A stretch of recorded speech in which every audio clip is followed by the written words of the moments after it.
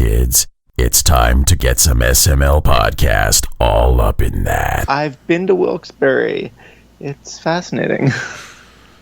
I don't know if fascinating is the right word. I mean, it's a place. It is. It is.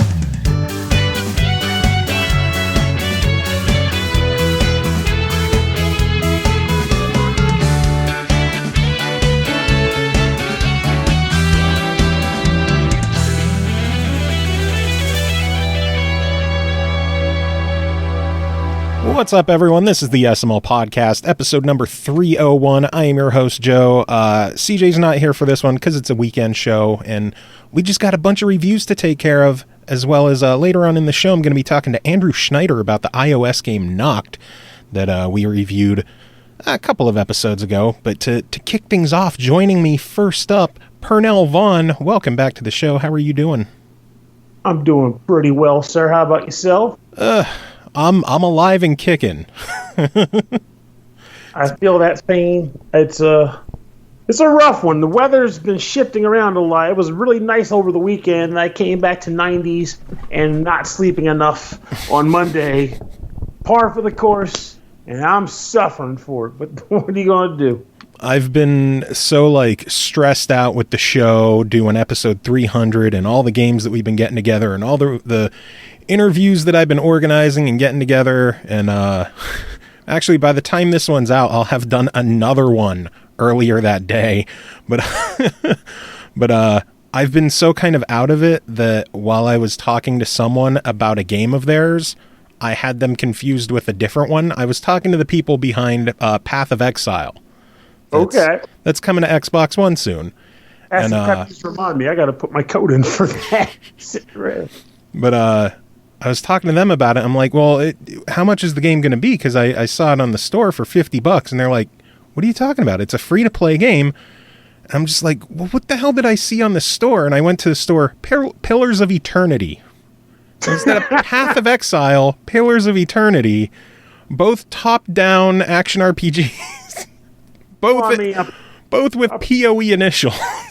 A pillar could be a path, and you could be exiled for eternity. Path of Eternity and Pillars of Exile. Yeah, it can work. It can be done. I mean, it's an honest mistake. Everyone understands. It's crazy. And the fact that they're releasing so close together, it threw me off. And I'm like, oh my God, I am so sorry. I had them mixed up. I need a nap. I clearly need to get a nap. But before I'm able to do that, we do have a show to get through. And I know you're here to talk about two games, but we're going to get to those in a little bit because I have one to take care of myself first, if you don't mind, sir. My mind, I didn't agree to this. I'll just hang up on you. So first game to talk about tonight is called Namco Museum, developed and published by Bandai Namco. Shocking, I know. Released July 28th on the Nintendo Switch for $29.99. Put away those quarters, Namco Museum on Nintendo Switch has arrived. This classic games compilation is brimming over to some of the greatest coin-op titles of all time, and also features the incredibly fun 4-player Pac-Man Versus. In Namco Museum, gamers can relive the glory days of coin-operated arcade games anytime or anywhere. As you can guess, this is a collection of 10 old-school Namco arcade titles and Pac-Man Versus, so a total of 11 games for $30. I know a lot of people are probably going to look at the price tag and be like, that's a lot of money for just some old arcade titles. But honestly, when you think about it, it's less than $3 a game. So one question I would have, and this is what you can probably get into since you reviewed it and you're playing it, is Namco Museum has been around for quite a bit, a number of different consoles. So would you say that if I had Namco Museum on PS2 or PS3 or Xbox 360, that it would warrant that Switch may bring something new to the table for that? It all comes down to what games are on those previous compilations, and I honestly can't remember what games are on those. Man. I'm actually going to look up the Namco Virtual Arcade on 360 to see if there's any kind of crossover between the games there. I know the one on the 360 had something like 30 games on it. Yeah, it was a beast of a package. It was worth every penny too. Yeah, that is a really solid one. Trying to look it up. There's so many of them. Yes, sir. That's why I had to ask the question, because when I knew you were reviewing Namco Museum, I thought was, again, there's another one. How many times they repackage this museum? Don't get me wrong, the products within the Namco Museum are always quality stuff. I mean, they're my childhood in a nutshell. But yeah, but it just, I had to question it. I mean, the big thing is that there are a handful of games that are in this version that have not been on other ones. I mean, clearly you're going to get some of the titles like Pac-Man, Galaga, Dig Dug. Those are classics. They're still great. They've been on everything. But then there's stuff like Splatterhouse. That was never on a previous Namco Museum. Whoa, that's on that one? Believe it or not.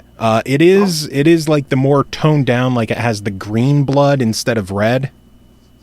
Even still, though, I could imagine some people buying this just for Splatterhouse. Yeah. It's not something that you see often. I think the only other time it was put out there was with the newer Splatterhouse game that was released on 360 and PS3. Mm-hmm. Do you remember that one? That has it was basically a third-person action brawler, like super bloody, super gory. The big thing with that was the mask was like a demonic mask that possesses you and is like super foul-mouthed. And for me, the big thing was it was voiced by Jim Cummings, who's like the voice of Darkwing Duck and Tigger, and he's like, and he's calling you a pussy. and cursing like crazy. So if you want to hear Tigger cursing, let's get dangerous, you piece of shit. You fucking asshole. But yeah, it's a solid collection of games. For the most part, there's some good stuff. There's some stinkers on there, but that's clearly going to be part of any kind of compilation of games. I do want to go down them kind of in order and give thoughts on each one individually. I do want to say one of the coolest things about this collection is that you have the opportunity to rotate the screen. So something like Pac-Man or Galaga that works best with a vertical monitor, you can switch it and, stand your Switch on edge and play it vertically, which is really cool. I can appreciate something like that for sure. But yeah, here's the game list. First up is Pac-Man. It's a classic. It's still great. Awesome stuff. Dig Dug. It's a classic. It's still great. Galaga, again, classic, still great. Having auto fire is a nice help too for some of the later stages. Galaga 88, I don't think has been on many other of the compilations. I think it's only been on like one other one before, if I can remember properly. But it's basically like an enhanced version of the original Galaga. It has better visuals, more enemy types. It has actual boss fights in it. It's a really, really solid, awesome upgrade. So it's cool to see that included. Couple of stinkers in there. Tower of Druaga. It didn't age well. It's very slow. It's very dull, but it's one of the more, legendary arcade games in their lineup, so I could see why it's included. It's not going to be for everyone, though. Rolling Thunder, it looks great. It moves well. It still feels nice in this day and age, but the difficulty is just maddening, where you die in 2 hits and you have a limited number of bullets, and if you run out, like, they slowly regenerate, which kind of a headache. Rolling Thunder 2 is also included, which I don't believe has been released on any other collection. Considering that I didn't even know there was a Rolling Thunder 2, I'd have to agree with it. Yeah, I didn't really know it was a thing either, but Rolling Thunder 2 is included on here, which is pretty neat. It looks better, but it is still like stupidly difficult and just, I don't know, it's tough to really get into. You're going to need patience to like learn enemy patterns and deal with the fact that, again, you die in like 2 hits, but now you can play as a girl. Yay. Rolling Thunder. Yes, Rolling Thundet. As I mentioned, Splatterhouse is in there, classic 2D side-scrolling brawler. It didn't age the best, but it's still pretty enjoyable. It plays really well. I'm bummed that it's the green blood version, but I'm guessing if it was the red, they would have had to have an M rating, and as it stands, this is rated T for teen. But the fact that it's even included is pretty cool. I'm actually trying to picture a Namco Museum with an M rating. Yeah. Just for the number of eye rolls it would get on the counter. Like, what the heck is this? What makes this an M game? Pac-Man's getting tired of your shit. No. Sky Kid is on there. Quite enjoyable. Kind of like a right to left side-scrolling shooter. Instead of just moving up and down, you could actually shoot diagonals as well, which is pretty neat for the time. It's pretty difficult, but it's really fun and enjoyable. And then one of the most surprising ones I saw in there is called Tank Force, which is another one that has never been on a previous Namco Museum. So, first time ever. It's a really cool top-down tank shooter with like Pac-Man style mazes that if you shoot the boxes or whatever's in the way, you can actually destroy them and clear open the battlefield. Different power-ups that you could get to like give you more bullets that you could shoot at once. And you have to destroy all the tanks before they can destroy your base. There's even some boss battles in there as well. I have never played this one before, and given all the Japanese text in there, I'm wondering if it never even came to America before. I'm honestly not too sure. Well, in that case, if it hasn't come to America, there's one more pretty sweet object to be in the game to give you incentive to pick this one up as well, right? Indeed. It's a pretty surprise. I'm actually looking up the Wikipedia entry for it, and it looks like it was released in 91 in Japan, and then in 2009 on the Japanese Wii Virtual Console. So this is his first time in the States. Yes, this looks like the very first time it's ever been in America. And I think it's a nice hidden gem. I'm surprised I've never seen this game before. I've never played it before, and it was really, really enjoyable. And then, of course, the 11th game in the package is Pac-Man Versus. Everyone should remember this from like GameCube days, where you would link up your Game Boy Advances to the GameCube and play 4-player Pac-Man, where one person plays as Pac-Man and the other 3 play as the ghosts. Have you played that before? I have on the GameCube, though I have no clue how this game would work on the Switch, because the Cube, you had one guy working as Pac-Man on a Game Boy Advance that was tethered to the system, and the others were the ghost sharing a space on the TV. But unless I haven't done everything I can with the Switch, you can't have it off the TV and on the TV at the same time, right? It has to be either handheld mode or physical mode. Correct. And that is where the weirdness of this title comes in. If you only have one Switch, you can play up to 3 players where everybody is a ghost, and the goal is to capture Pac-Man, who is the computer. And every time you capture him, you get a set number of points, and you have to get to a certain total, and then you win the game. To play as Pac-Man for 4-player action requires 2 Switches. Oh, so one will be hooked up to the TV, and it networks to the second Switch for the Pac-Man player. Or the one person could just be on the Switch with the one, and then you could have the second one like on a kickstand or whatever. Or hooked up to the TV, clearly. But yeah, the 3 ghost players would play on the one Switch, and then the 4th person is Pac-Man on their own dedicated Switch. Which I played a little bit with Chris. He came up to pick up his Switch yesterday, and we didn't have a lot of time with it, since he didn't have much time at all, but we were able to play, and it was a lot of fun where he would be Pac-Man, I'd be the ghost, I would catch him, and then we would swap, and then I would be Pac-Man, he would try catching me. It is amazingly fun when you have friends, and it works fairly well with the 2 Switches. If you're playing single player, it's really not the best, since it's just you as a ghost trying to catch Pac-Man with your tiny little bubble that you can see the screen. But it's very clearly something that works best with multiple people and multiple systems, and it's a lot of fun when you have it that way. I would love to get a full party of 4 people and 2 Switches to give it the ultimate test. Well, I can tell you, at least from my experience on the old console, the GameCube, that game is worth its weight in gold. I bought Pac-Man World 2, which is how you originally would get it. Mm-hmm. And I bought Pac-Man World 2 solely for Pac-Man Versus. I didn't care about Pac-Man World at all. And I got the whole setup together with the intent of playing with 4 players, and I got tons of use out of it. And when they announced Pac-Man Battle Royale at the big giant Pac-Man machines you can find at various arcades around the country, I was legitimately disappointed in that game outright, because while I have grown to accept it over the years, my original expression was, this isn't Pac-Man Versus, this is stupid. Like, who wants this crap? But Pac-Man Versus is on point, and if this is on here, as long as you have other friends that own Switches, which I think a lot of people pretty much do, if you can get one, things are still hard to find. But if you have other friends that have Switches, yeah, it's a no-brainer for that to me.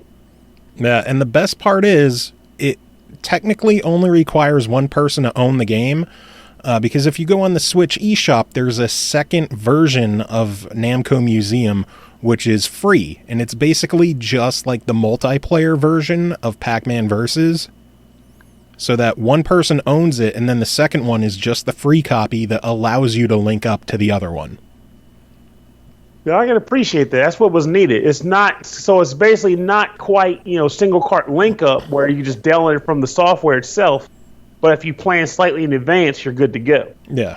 All the second person has to do is download the free app, or fuck it. If they want to buy the full package for $30, you could play it that way.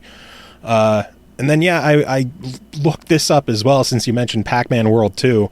I know it was also included with iNinja and then R Racing Evolution on the GameCube as well. Oh, I didn't know that. Or, if you're lucky, you could find it in like a cardboard sleeve of just Pac-Man Versus, but that was pretty hard to track down. I would have to say, I never even knew that existed. I would have gone for that easily, because I'm sure it was a lot cheaper than buying a full other game with it.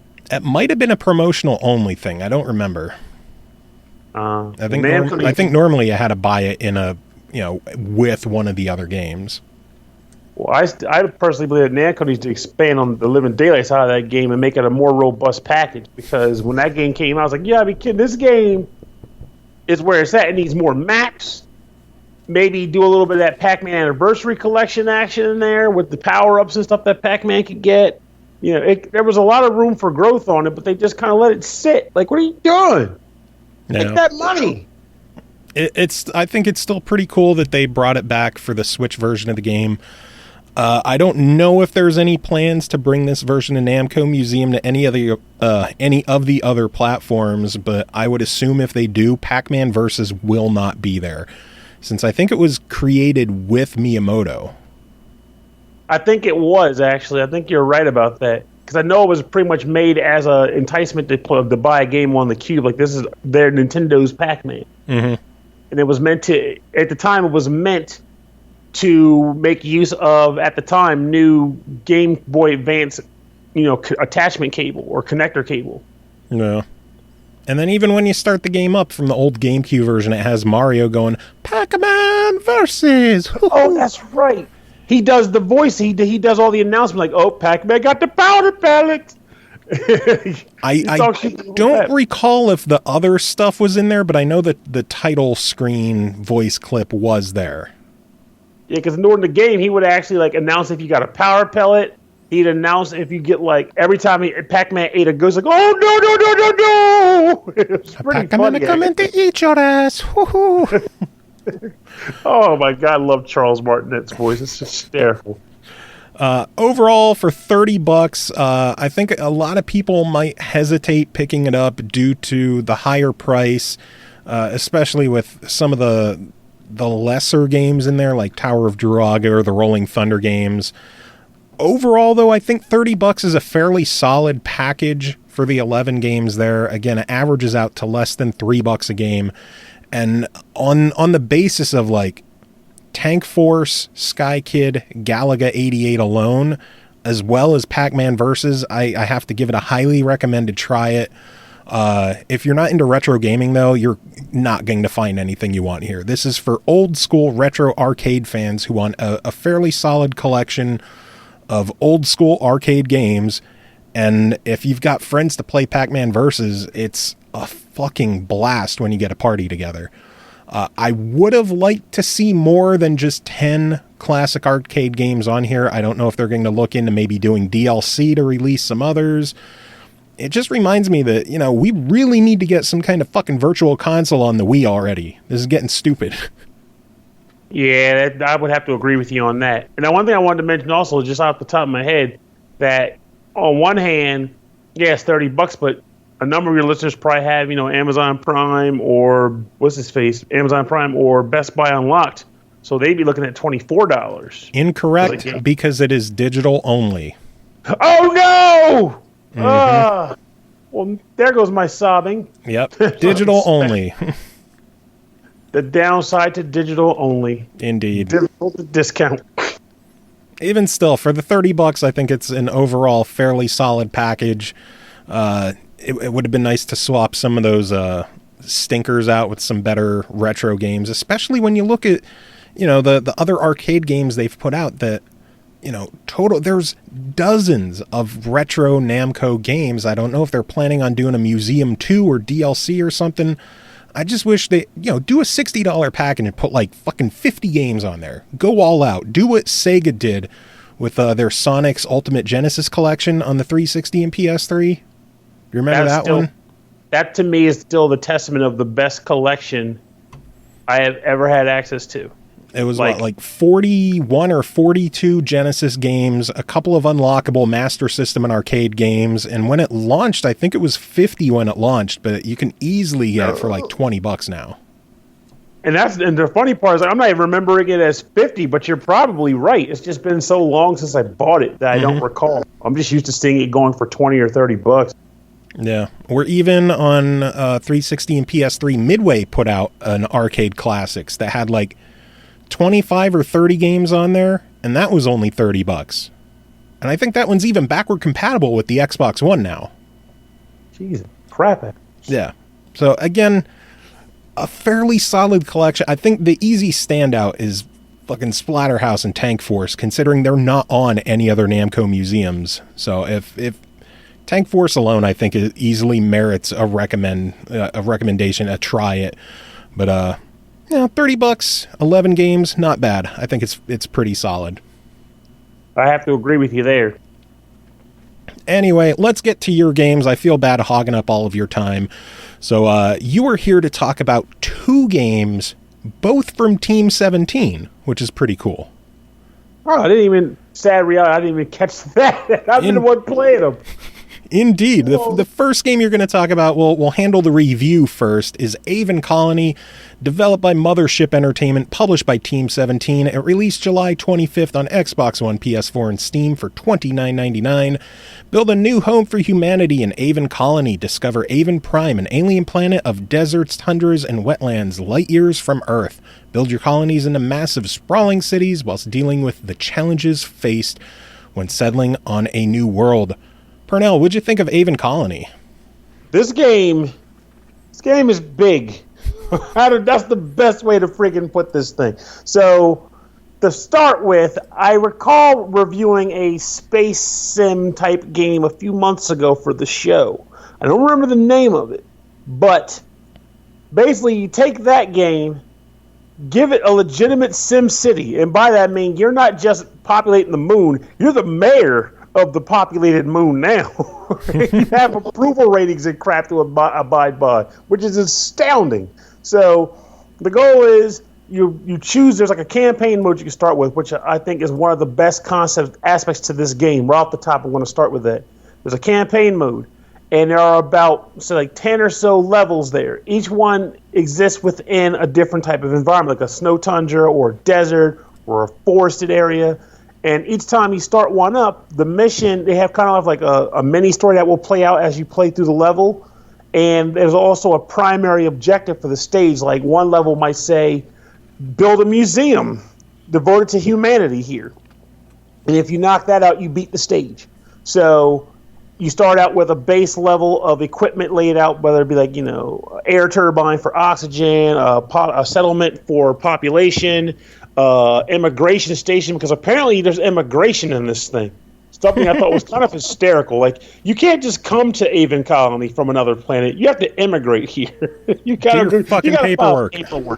There's so much paperwork. I just want to breathe, damn it. But so you have to set that stuff up. They start you out with that, and then you have to go through the usual things, which is, get access to electricity, because everything on this system runs on electricity. Different facilities require different amounts of electricity to function, and if you don't have enough electricity pumping through the system, you'll start getting equipment malfunctions and system failures, and that's fairly problematic. There's water. You have to acquire water by developing pumping stations in areas on the map that are more dense with water, I'll say. And if you don't have enough water, well, your population will suffer. So you're looking at the basics: electricity for powering facilities, oxygen for, not killing your staff, and water so they can drink things. And also food. There's an aspect of farming in this game too, which I thought was also interesting, because this is more expansive than any farming-related thing I've played in one of these games too, because you don't just say, give me food. You get to choose what type of foods you can grow. You can grow rice. You can grow quinoa.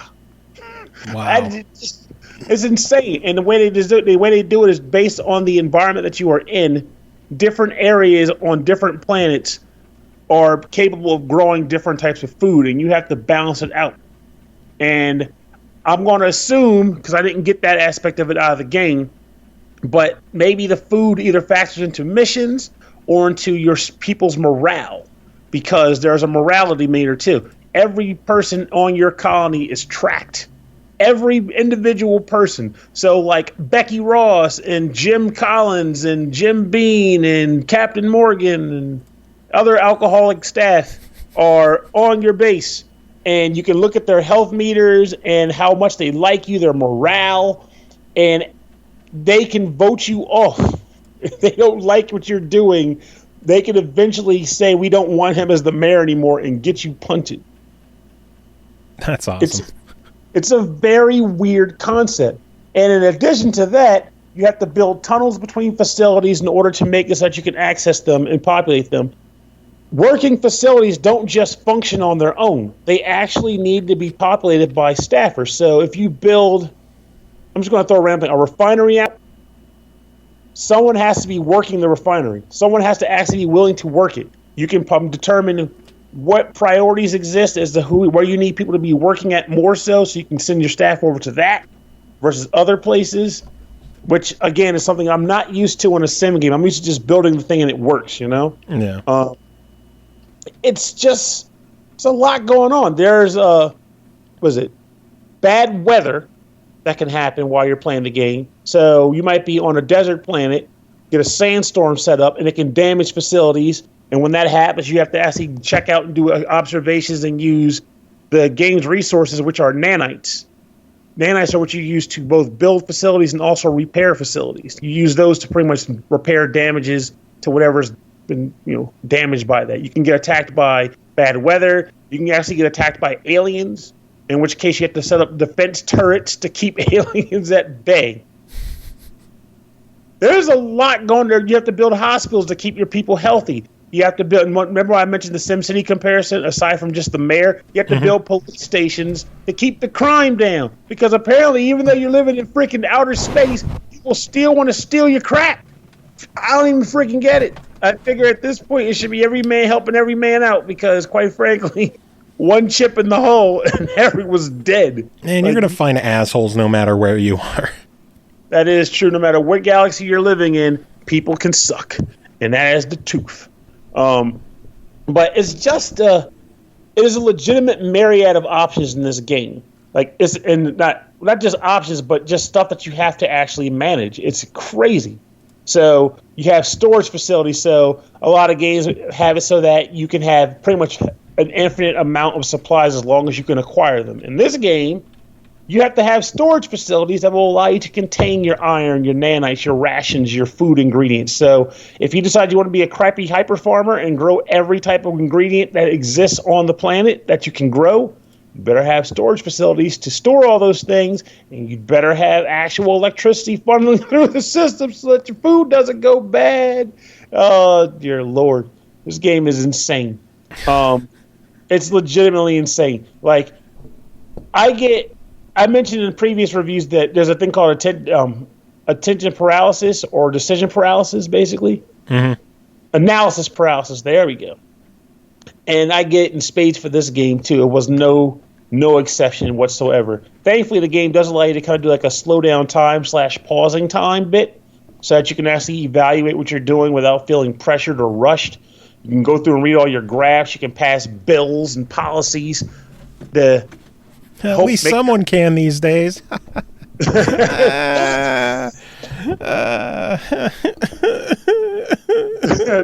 At least if I get fired on this moon station, it's because I deserved it, not because I upstaged my boss. Not because you tweeted the wrong thing. Oh, dear God, it's so sad and true at the same time. It's hilarious. America. It's moon power! So you need Aven Colony sooner than later. But you can like pass different bills and policies in the game too as the space mayor to change things for the better or worse depending on the situation to kind of make the station flow better, which of course can affect the morale of the station. So be very freaking careful what you decide to do. Like you can lock people into their jobs because typically, like I said, you can kind of tell people, we need people to work here. Someone please fill this up.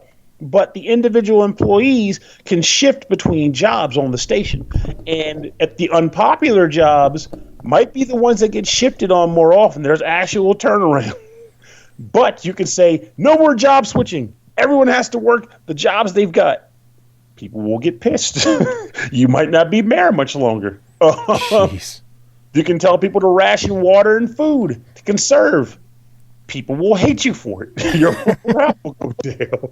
It's just so much stuff, so much juggling. If you suck at SimCity, you're going to suck 3 times as hard at this. It's insane. Oh, God. But I will say one thing about this, though, that I did like that I've never seen another sim game do, at least that I've played.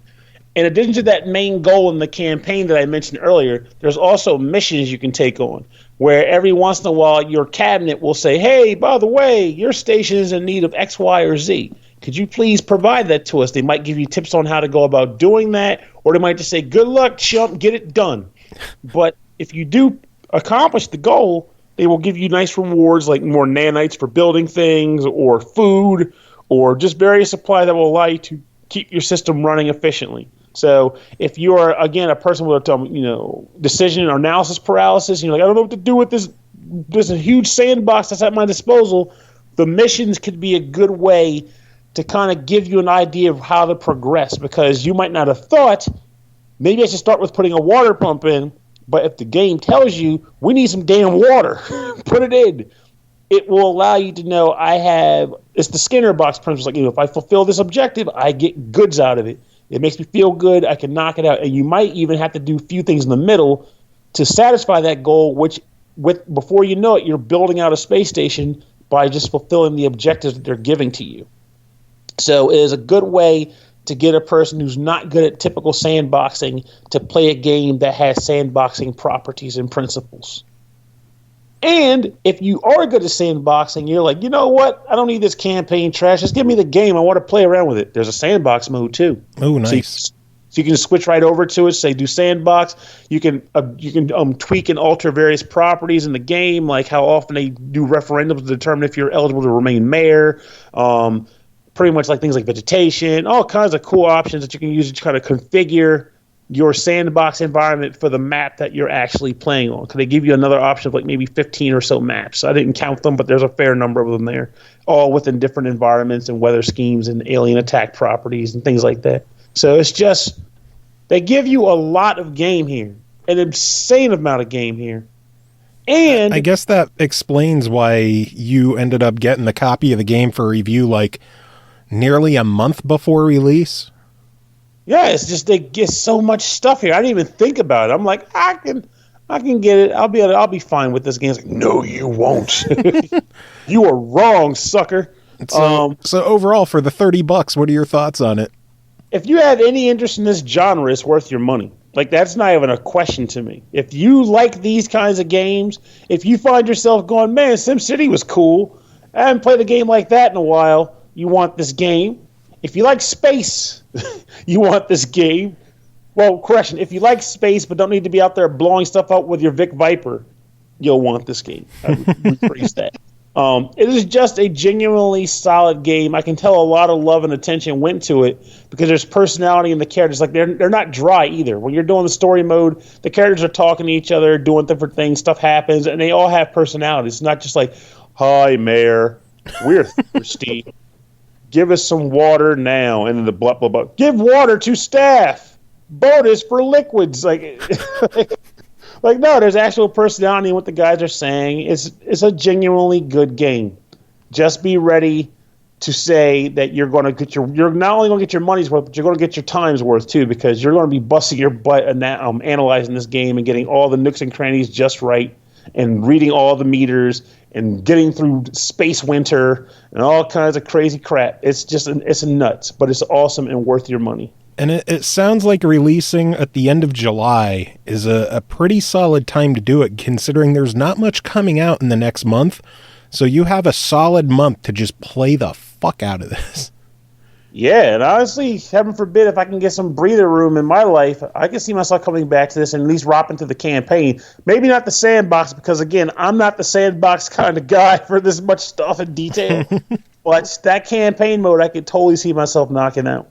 Nice. Well, talking about creating things and sandboxy style games, the other game that you're here to talk about, this is not a review. I want to stress that. Please stress that. This is a preview of the Escapists 2, developed by Mouldy Toof Studios. Yes, Mouldy Toof with an F. Published by Team17. The full game is going to release August 22nd on Xbox One, PS4, and the PC for $19.99, and a Nintendo Switch version is also in the works as well. Craft, steal, brawl, and escape. It's time to bust out of the toughest prisons in the world as you return to the life of an inmate in the Escapists 2, now with multiplayer. Have you got it? What it takes to escape, if I could fucking say that right. I know you were given a preview build of the game on Steam that includes the tutorial Precinct 17, as well as 2 of the 10 final prisons from the game. So what did you think of the Escapist 2 and your time spent with it so far? So far, I've never played a game like this before, which is funny because I own the Escapist 1 but never made time to actually get to start the game. But now I want to. If this game ends up getting a full review from us later on, I want to hopefully do it and be ready for it. But the actual, what I've played so far, I kind of like it. I like the art style of the characters. I like the humor that goes into the writing, because the tutorial level is you basically sitting on a beach as a previous escapee or an ex-con who's escaped from prison, and you're telling the guy, "Hey, so how'd you get out of prison?" It's like, "Long story, Jim, but you got to listen to it." And he goes into the whole story, like, this is what it was like in the prison, and you're going through teaching you how to invade desks and steal stuff and get items, and you can basically take different items that you find. Like, the first thing they teach you how to make is basically like a sock club. So you take like a sock and a bar of soap, combine the 2 items, bam, you got a sock club, and you run up and you just knock some dude out and steal his keys. It's freaking gorgeous. You have to basically walk through this tutorial, and they kind of just gauge you through. There's no sandboxing for this. They'll tell you, go here, go there. So the idea to explain what they have you walk through during this tutorial is, my assumption of how the game is going to even play by that matter is, you're in prison. There's a timer that runs, like a typical clock that runs through the game. And you have to actually be at different places at specific times when the game tells you to, in order to make, say, head count or make lunch. So, like, if you don't make head count, for example, at like 8 o'clock and then noon and then 4 p.m., the prison will go into alert, and it'll start trying to look for you, it'll lock everybody down. So you have to be at all those counts. You also, during your free time, have to be scouting the prison, trying to find various means of, like, I guess, routes of escape. So, like, any errant air vents, or, you know, like, just case the prison, essentially, like episode of Prison Break. You know how that was. They had to figure out what the lay of the prison was before they started making any plans or moves. Mm-hmm. There's also fellow inmates. And from what I could gauge from this thing, each prison has a specific number of prisoners that will be there. The way they look can be changed by you, but the count and maybe specific, like personality types, I will say, or like the things they offer will be the same. So what do other prisoner inmates do? So they all have stats being like attack power, armor, which is funny because most of them are just wearing jumpsuits, but whatever. They have armor and different weapons they might be using, like they might have a shank or they might have shears or something, and they have opinions of you. So you want to have, balanced opinions between people that you actually want to like you for various escape purposes, and depending on what you need or who you need to talk to, sometimes they will offer you missions for them, like clog the warden's toilet or run packages through the prison. And if you complete their missions, they'll give you money, and they'll also, raise their opinion of you. So they'll start to like you more, maybe give you better missions, or in some cases, they'll start selling you equipment, which you can then use to merge and create other types of equipment, which can eventually become a number of different escape options. Like you can use like adrenaline to get energy boost. You can have a Maddock to break through, break through walls and things of that nature. And ultimately, your goal is to escape the prison. Now, this was a preview build. Thank God for that, because what did Pernell do for his time with the game? He just putzed around. I never escaped any. Aside from the tutorial prison, I didn't escape crap. You know what I did? I went to roll call. I went to lunch. I hit a guard by mistake with a book when I wanted to actually hand him a letter. I essentially just did a lot of jobs. And then what became an ultimately fun thing was the game was like, okay, it's time to go to bed. It's nighttime. And they basically tell all the prisoners go back to their cells. And the game will tell you, if anybody decides they want to stay up, the game will just fast. If everybody decides to go to bed, the game will fast forward to morning. But if a prisoner in your multiplayer loop decides to stay up, the clock will run as normal. And I was like, why am I going to go to prison? You're not the boss of me. I'll do what I want. I'll stay up and walk around the prison. So I snuck around the prison a little bit here and there. And then I decided I wanted to hit another guy who was like running around the prison, which then got the guards on me. And then they sent the lockdown star rating a la Grand Theft Auto to level 5. And then they sent the dogs on me. And the dogs cannot be stopped. They're faster than you. You can't knock them out. They mauled me. And then a medic came and dragged me to the solitary confinement where I was stuck in a box. They put me in the shoe, man. But it's just a fun game. Like, I look forward to going back to it in a more full detail and hopefully trying to figure out how to go about trying to break out of the prison proper instead of just running errands for people. And just instead of treating it as a prison simulator. Exactly. It was like I went to the showers and everything. I went to the gym because you could actually, I couldn't find where to see your stats, but you have like a strength stat and you have a stamina stat. There's ultimately, there's 6 stats total. There's stamina, fitness, intellect, health, and heat. And you can modify those things by doing things like going to the gym and working out. Or, I don't know what the other ones are. There's like a library in some cases because the warden told you can go here and get smarter if you really feel like it. Like, I don't get smart, I'm in prison. But basically, you can modify these stats. How they affect your gameplay, I have no idea yet. But I do know that you can modify your stats. And I couldn't necessarily find out how to read my own stats. I was only able to read the stats on other inmates when I would click on their bubbles and read about what they thought of me and stuff like that. So this game, I think, can be pretty fun. It has a lot of potential. There's a lot of life that takes place in the prison itself. I enjoyed watching guards occasionally just like run up on a guy and say, "I got you," sir, beat the crap out.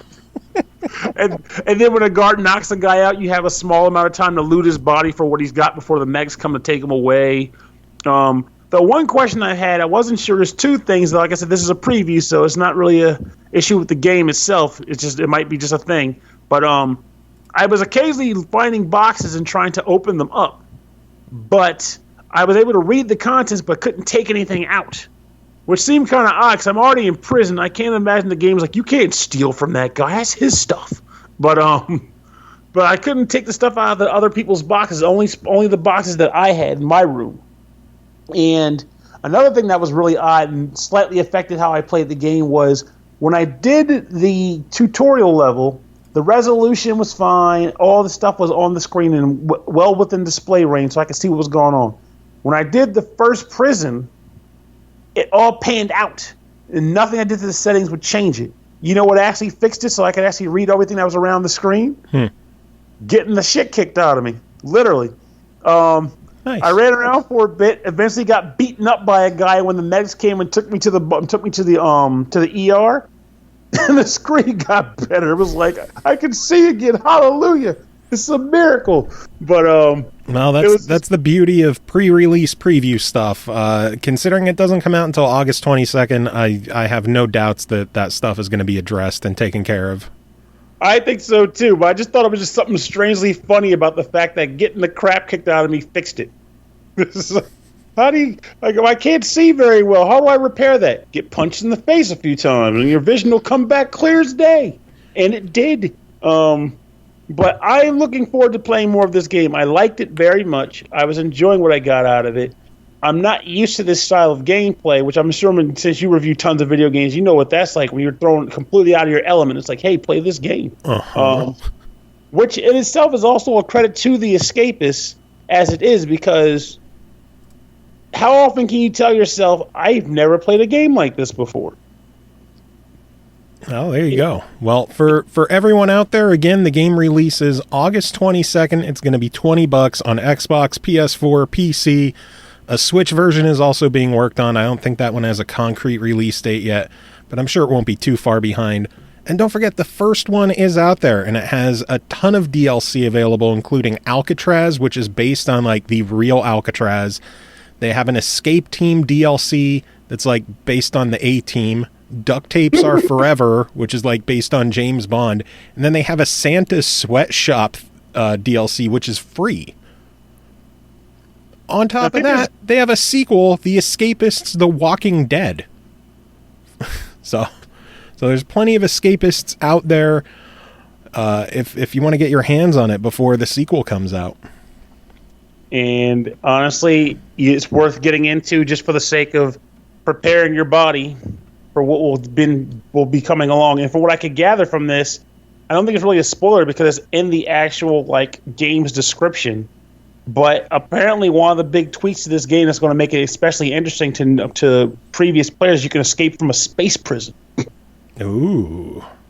And then, so how that'll work is beyond me, but I'm curious about it. And then one of the other big things is the Escapists 2 is going to have multiplayer, local and online, which is pretty awesome. So maybe when that one rolls around, we'll be able to check it out together sometime.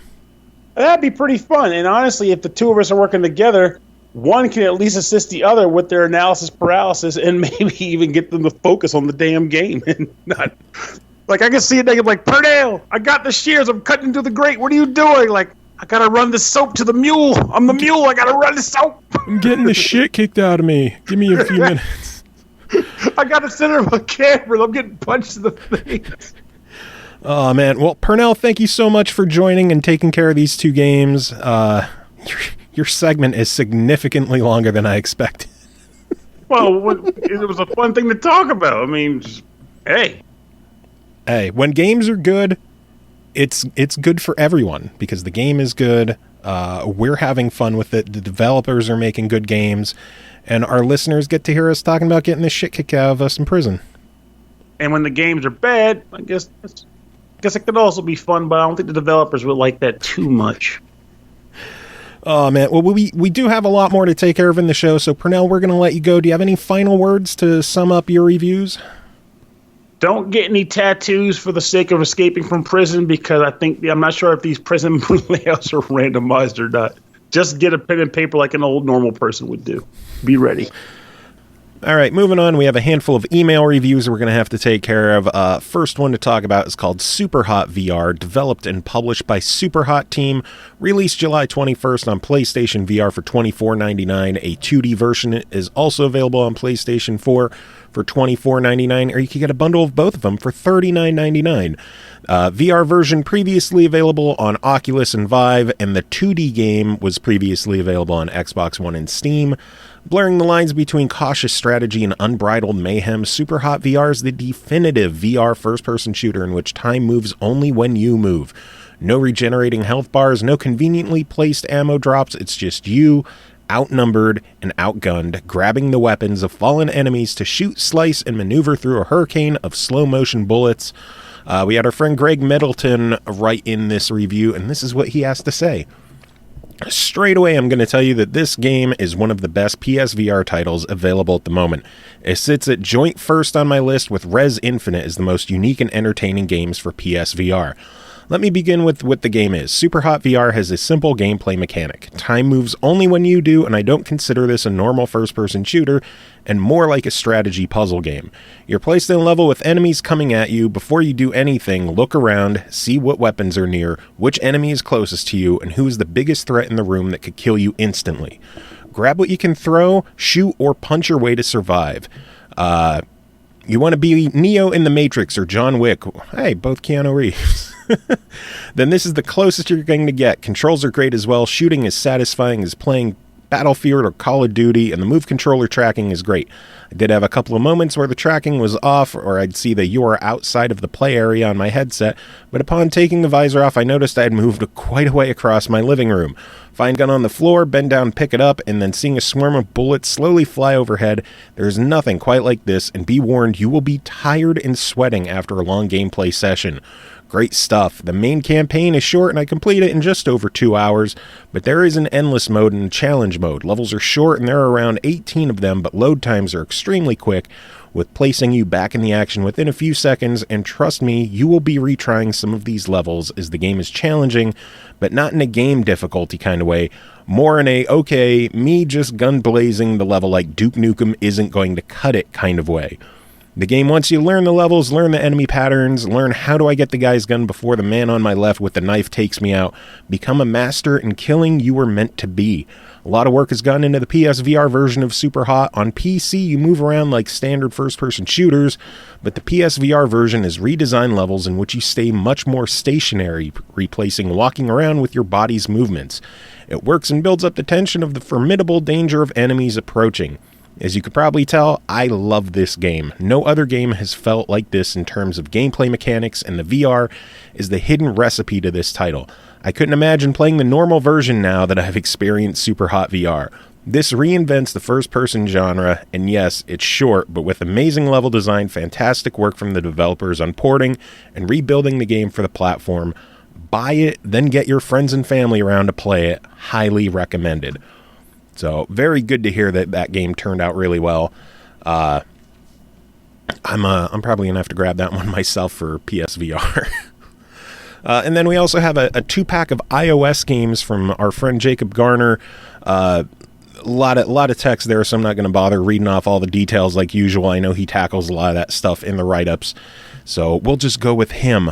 Only a week late with my reviews, which may be a new record for me. Nocked, True Tales of Robin Hood. Hey, we're going to have an interview with him later. Is a text adventure game for iOS released by Andrew Schneider, which is a terrible name for a video game company, but a pretty decent one for an author who designed the whole thing by himself. You all know the story of Robin Hood, right? You know, steal from the rich, give to the poor, make you feel funny at age 5 when you watch the Disney version, get that weird attraction to Maid Marian, leading into a never-ending spiral furry hentai. Because you know that the fox Maid Marian is your one true love, and no human woman will ever be as good in your eyes. No, only me. Yeah, Jacob, only you. That's embarrassing. Anyway, Nock takes us into the world of Robin Hood, where you have to build your reputation and resources to be able to fight against the Sheriff of Nottingham. Decisions can reward you, while others will use up your resources to make certain things happen. It's a text adventure, so get ready for a ton of reading, but the author is good at fleshing out all the locations, characters, situations, etc. to make this game work. It felt like reading a choose-your-own-adventure book more than anything, and this is definitely a game I feel requires multiple playthroughs to really appreciate the stories that have been woven together for us. It's easy to pick up where you left off, and the game is good for commutes and bathroom breaks. The game has a nice feature that allows you to post where you're at in the game via Twitter, so if you have other friends who play the game, assuming you have friends, you can compare notes about what you did and the consequences that followed. The only complaint I have is that there's no music to it, which isn't that big of a deal, because if you're like me, you just like fired up Slipknot while playing. I don't know what Jacob did, but the game is a one-man show, and while some of the music could have helped set the mood, Schneider does a fine job describing most of what you need to know. Nocked, True Tales of Robin Hood is a game that I definitely recommend that you pick up, as it's a fine iOS game and easily one of the more memorable modern text adventures. And then he goes on. The Adventures of Spunk, Dodgers, and Splat is a platform runner game for iOS made by Boulder Games. You have to guide your character, Splat, through 50 levels to gather crystals and mechanical bits. When Joe showed me the trailer for the game, I replied, "This looks like a whole lot of rage quit," and I was pretty much spot on. It's 50 levels of challenging and unforgiving terrain and enemies, and one slip will undo all the progress you've made on that level. Like other games in the genre, it comes down to timing, so get used to playing a level over and over until you get it right. I found myself rage quitting after a couple levels and then coming back as per usual because, after all, I've got a game to review. But Spunk and Splat is a well-made game with decent soundtrack and the sounds. The gameplay is solid, but frustrating as per the genre, and the visual style is interesting. If you like these kind of games, the Spunk and Splat will give you plenty of challenges for 99 cents to boot. If you aren't a big fan of the genre, then still check it out because it's only 99 cents. The game isn't turning the genre on its head, but the game is plenty challenging and well worth your time. So thank you to Jacob for those, and both solid iOS games. All right, next game to talk about is called Redeemer, developed by Sobaka Studio, published by Gambitious Digital Entertainment. It released August 1st on Steam for $14.99. Play as Vasily, an elite operative who once worked for the biggest cybernetic weapons manufacturers in the world. When eventually the corporation decided to turn you into one of its soldiers, you managed to escape to a monastery deep in the snowy mountains. For 20 years, you tried to find peace and harmony amongst your fellow monks, but after all these years, the corporation is finally closing in on your location, and in doing so, they've given you one last shot at redemption. So that's why the game's called Redeemer. Why couldn't they just let you go? It was 20 years. Yeah. Just let this one guy go. Let him. But you're looking for redemption, so that's why it's called Redeemer. It all makes sense. Tim Escapists, how are you doing? You are here to talk about this game. I am here to talk about Redeemer. It's good to have you back, by the way. I like having you on. Thank you. Yeah, it's nice to be back. You're good people. Good.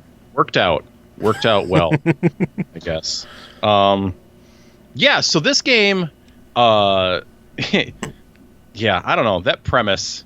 I mean, I guess it's kind of like, I don't know, it's a little boilerplate. I just wish they, like, in their presentation in the game, I wish they'd leaned into it like either a little more campy or like a little more over the top hyper serious. But as it is, it just kind of is. And just like they just show up to ruin your day, and then you're this, you're like, well, it was 20 years of peace. Now I'm back to murdering everybody. Well, paperwork gets in the way of a lot of things, I guess. I mean, like, he might have been like a really, he comments in the opening cinema that it was his 1000th day of peace, which is slightly less than 20 years. So maybe he still had some less peaceful days. Maybe. In the meantime, I just read the synopsis and let the people who played it tell me about it. So yeah, I mean, it's like, it's not terribly important. This game actually gave me really weird nostalgia for Xbox Live Arcade from like 6, 7, 8 years ago, when who the hell knew what was going on there? Like indies hadn't kind of exploded yet, and so it's like whatever was coming was coming out, and you download the demo and you check out the game, and you found some neat stuff that way, and it gave me this kind of weird nostalgia for that very specific period of remember when Xbox made all XBLA games have demos? Yeah, I miss those days. And it because it has like the how to play menu in this that like they mandated in all of their games. So it just like that too also made me really, I was like, God, this is so I'm playing it with a 360 controller on my PC. But anyways, yeah, so this is a top-down action brawler game. Takes place from the overhead perspective. You got your dude Vasily there, who is now a monk, formerly a corporate killer, I guess. He's running around in his monk clothes with his beard hanging around, and he appears to be wearing Converse. And I'm not like joking. That's what it looks like he's wearing. Like, you can't, because of the angle, you don't really like zoom in to get a shot of his feet, but every now and then like the camera will zoom in for emphasis, and that's what it looks like he's wearing. He's not barefoot, like he's not wearing boots. They look like Converse. So that, I don't know, that just made me scratch my head a bit. Like, oh my God, they do. Yeah. They have the white circle and everything. Yeah, I'm not sure what the deal. Like, wouldn't he be wearing like maybe some kind of monk sandals, or maybe he grabs a dude's boots? But no, he's wearing placement, maybe. Yeah, I doubt it. Or maybe there's just some Converse fans hanging out at Sobaka Studio. Maybe it's some kind of inside joke.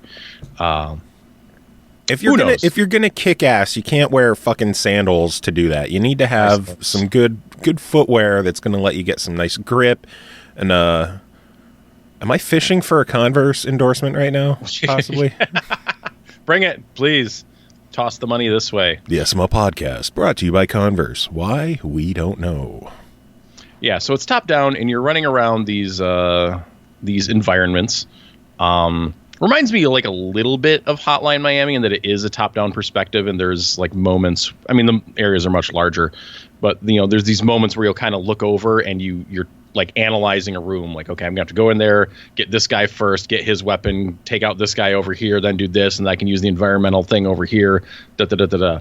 That's kind of the feel of it, but it's not like as fast-paced or as trippy or whatever. But as you're running around, yeah, you can punch, you can kick. You can grab things. There's like items around the environment that you can grab and throw. And something I really appreciate is that action is very snappy. Like you push the button to grab the thing, and when you release the button, it throws. And it happens really fast. It's not like there's this long animation of you like picking up some heavy object to then throw at somebody. It's like a very fast grab, like an office chair or something off the wall, and you just chuck it. It feels very good. There's environmental hazards you can use to kill people by, again, pressing B near them. And that's like a one-shot murder. You can roll, you can block, you can counter. And, yeah, you pick up melee weapons. You pick up guns. It's like you just 20 years out of the gun business, right back into guns. It's no like problem. Riding a bike. Yeah, so, again, weird kind of contrasty thing there. So yeah, that's the basic nuts and bolts of it, and it's to get right to it. It's really fun. I really liked it. I thought it was pretty good, and especially at $15, like that's a great price point for it. Much like an old Xbox Live Arcade game. The game, I was kind of disappointed initially. There was no kind of like character progression system, like no way to level up your guy or get more moves or anything, but it does a pretty good job throughout of throwing new enemies at you, giving you different weapons, different things you need to take into account during combat. Like in the second act, there's an enemy you can't punch with your fists because he's spiky. So you have to be able to hit him with weapons. And yeah, which is annoying if you don't notice they're there or you don't notice that your weapon broke because your weapons have degradation. And it's just like all of a sudden, like, why am I punching this guy and getting hurt? Oh, what? Oh, okay. Yes, I see. I don't have a weapon. Any kind of fun weapons in the game? There's lots of fun weapons in the game. There is, let's see, I'm trying to think. There's these big hammers, these big hammer guys towards the end that carry these big hammers, and you can take those, and those smash things up real nice. It just does. There's a lot of different weapon types. And they swing different ways. I guess is what I should say. So it's not just like, well, in this area, yeah, I know. In this weapon, I'm picking up this stick, and then in the next next area, it's a crowbar, and they both swing the same exact way. It's like, no, there's a lot of enemies carry around these stun sticks, but then it's like you can pick up a fire axe, and that's a heavier, slower swing. If you pick up a knife, like that's a very fast stabby stab. Yeah, the hammers hit things very hard and slowly. Stabby stab. Yeah, you heard it here. Love it. Love it. Yeah, I mean it's like nothing like crazy. I wasn't sure if they had any kind of like super goofy weapons in the game at all. No, there's like nothing wacky in there. Like you're running around a monastery, pick up a chicken and throw it at a guy. No, it doesn't go that way. Like it takes itself seriously. Like I was saying with its tone earlier, like it feels like it could have been a little more tongue-in-cheek or a little more over-serious to kind of actually make it a little more memorable in that respect. But instead, it just kind of just does its thing, does its little revenge story, and yeah, there's no like wacky throwing. I mean, you can't. There in the second area, you're fighting mutants, so you can rip their arms off and beat them with them. So there's that, I guess. Oh, nice. That's not nothing. That's actually a key way you need to deal with those guys that are spiky, because other enemies, there's just an unending supply of weapons. You just keep ripping arms off them and hitting the other guy with them. That's great. Oh man, it looks gory too. I'm checking out some of the screenshots. Oh yes, it is a M-rated game. You are like ripping dudes' heads off. You are throwing them through like shredders. Many horrible things. I mean, it's like when you're hitting them with these melee weapons, there's a moment in which if you don't just kill them outright, you'll be able to do an execution on them, and that's when the camera zooms in and you see them, you like decapitate a guy with an axe or something, or make their head explode with a hammer. I'm guessing that's what this one Steam screenshot is, of like a close-up of a dude getting chainsawed. Yeah, I don't even remember there being chainsaws. I mean, there's like dropping some helicopter blades. It looks like a chainsaw. I might be wrong. And some machinery. I'm trying to think what it might be, but it's not coming to me. That's fine. Yeah, it's a violent game. Like, you do beat dudes into a pulp too if you just have your bare hands out there. But yeah, it took me about 4 or 5 hours to get through the game. It wasn't too tough. There was a couple spots that were like a little sticky that I had to retry a few times, but it didn't really hold me up that much. It's just a matter of like really, looking at the situation, trying to figure out the best way to approach a room. Well, I thought that for most of the game, but then like towards the end, I just decided to like run through this one room because I was trying to figure out whether I was towards the end of the level or not. And it's really hard to tell when you're towards the end of the level, because sometimes you'll just go through a door and it just ends. But usually you kind of, you take your time, you fight the guys as they kind of come. But I just ran through this big room and all these guys came out from every side of me.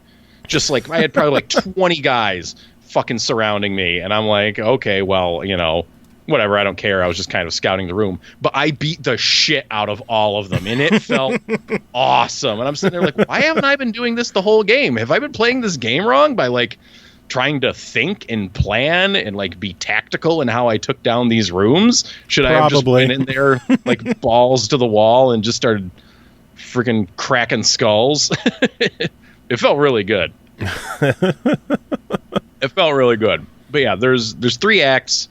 And each act kind of has its own set of enemies and environmental stuff to take into account. So like I said, despite the lack of character progression or growth, just kind of the way the game goes, it keeps things fresh throughout. It sounds like just a good, satisfying brawler. It is. It is. It's like, it's just a good, fun game, and like $15 is a totally appropriate price for it. I will say, okay, so here, like when they emailed over the code, they said there was like a problem with a few GeForce graphics cards, right? Mm-hmm.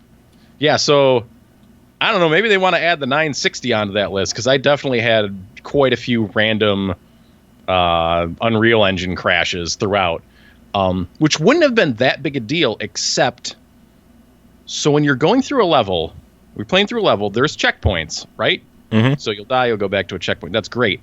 If your game crashes, it starts you back at the beginning of the level. It doesn't actually save your checkpoint for where you for when you go back in.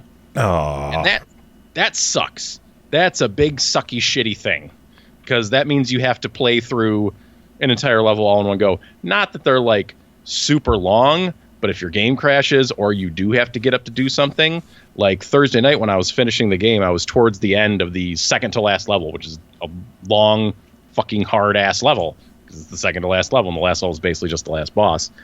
And I'm just like, if I don't get through this right now, I'm not going to finish this game, I don't think, because I'm just going to be so mad. So I just left it paused for like 2 hours while I took care of other things I needed to do, and then came back and finished the level because I didn't want to quit out.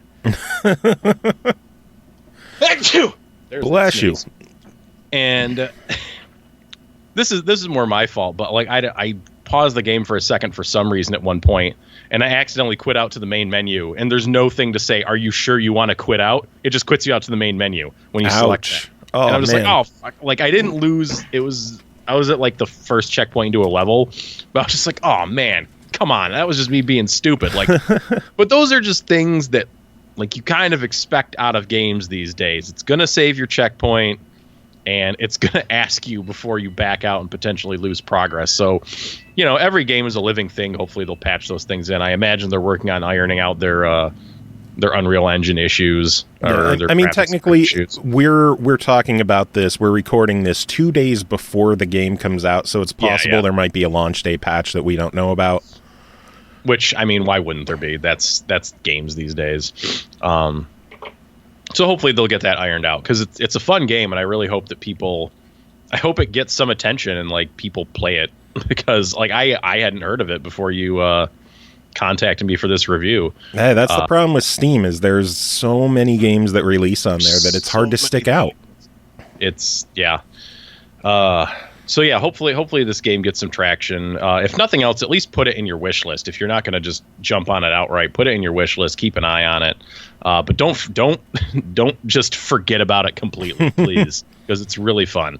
I just put it in my wish list because you told me to. Boom. You told me to, so I did it right now. Done.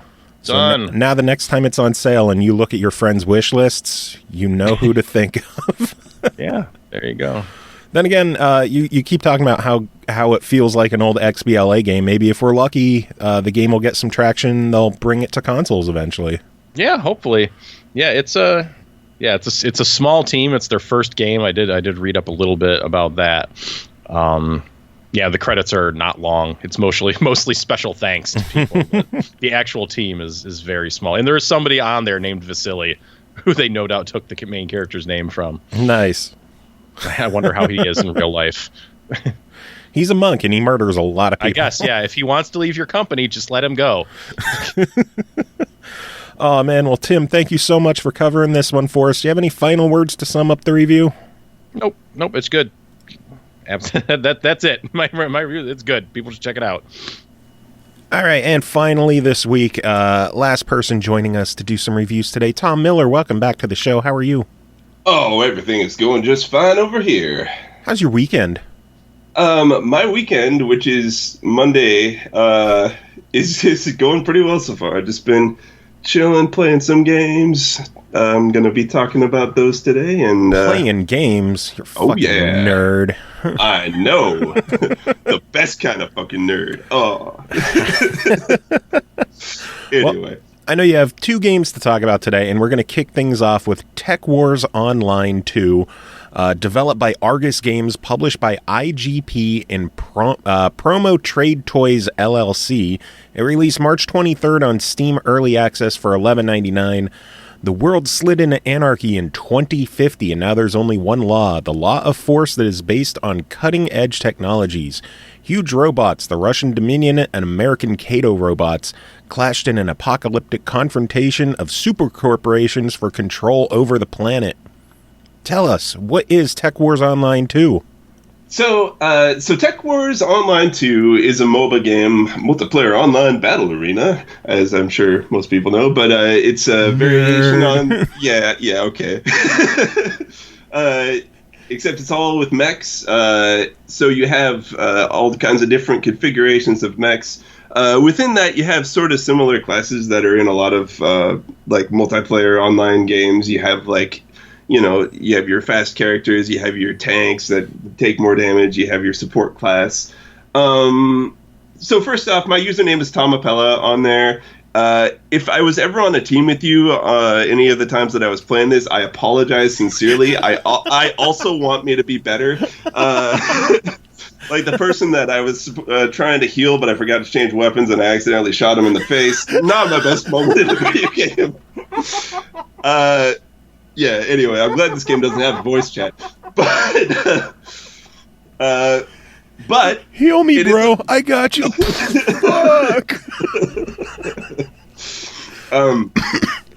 But it is a really fun game, though. Considering it just came out in early access, it has a really promising start. It is pretty simple as far as these kind of games go, which is nice because a lot of the time, I mean, I could never really get into like League of Legends or Dota or anything because I just felt kind of overwhelmed. But this has like a really, like, you're just shooting things and playing capture the flag basically. And I don't know if they're going to add in more at this point, but it's just really simple, really fun. And it does have potential for some strategy stuff going on if you don't unintentionally shoot your teammate. That's hilarious. So at this point, seeing that it's only been out for a couple weeks and it's still kind of in development, they're talking about doing stuff like adding in new classes of mechs, having up to, I think, 60 they're going for in total. And eventually they're going to have support for battles of up to 100 players at a time. So I can see that just being total chaos, and it seems like it's really fun. Yeah. As for the game itself, like as for the presentation, music and sound is really nice. It has like a really sort of grim post-apocalyptic thing going on with some electronic music. Most of the mech designs are pretty nice as well, and the environments. Some of the mechs to me look a little samey. They have like sort of like the drab color scheme going on, but that's kind of a normal thing with those kind of, post-apocalyptic games. It's like things are not going well for this world at the time. And, I really do kind of hope that they add in some more gameplay modes perhaps, but just the basic capture the flag and shooting things, it's done really well here, I think. And it does move a little slow sometimes, but it's a really good start. Yeah. So those are my basic impressions of it. Yeah, it initially released March 23rd, and they're saying that it could be in early access anywhere from like 6 to 12 months. Yeah. Although Lord knows, roadmaps can easily change depending on feedback that they get and how well things are going. Oh, totally. Especially for indie games made by a small studio, as this, I believe, is. It's made by, I think, a studio out of Russia. Yeah. I actually we got this on a key offering website, and they made sure to include an email once we were ready with the review, so we could send it over to them, and it was a Russian address. So yeah. And I apologize that I got the release date wrong by several months. This year is going by really fast. Can you believe it's almost August? Yeah, no. I guess when this episode is out, it is August. Jeez. Oh my God. The year's halfway over. More than half. Oh my God.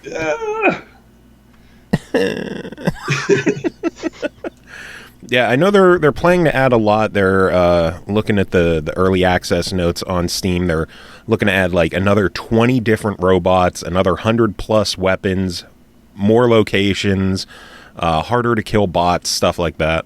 So yeah, it looks like they still have a lot of plans for it. But it sounds like they have a really good beginning in place to build off of. And for $11.99, what's your verdict on this one? Yeah, I think if you are a fan of if you're a fan of the MOBA style. Oh, and one other thing I forgot to mention is that one of my hangups with a lot of MOBA style games is that it's like a point and click, like an RTS type of thing. But in this one, you control your character directly, which is like, it's a small thing, but it makes a difference. But if you are a fan of that style of gameplay, like squad-based action game, I do think it's a good entry in the genre, and it has enough to set it apart from the others that it is definitely worth keeping an eye on. Or if you're a fan of like the just mech combat style things anyway, it does have a lot to offer, and I think it does have a little ways to go as far as polish is concerned. But it's a really fun start, and I definitely had a good time with what I played of it. Sounds good. Now, does it have any kind of controller support, or is it keyboard mouse only? I only played it keyboard and mouse. It is a game where you have your reticle that you move around on the screen, so I think it's definitely made for a mouse and keyboard setup. Gotcha. Yeah.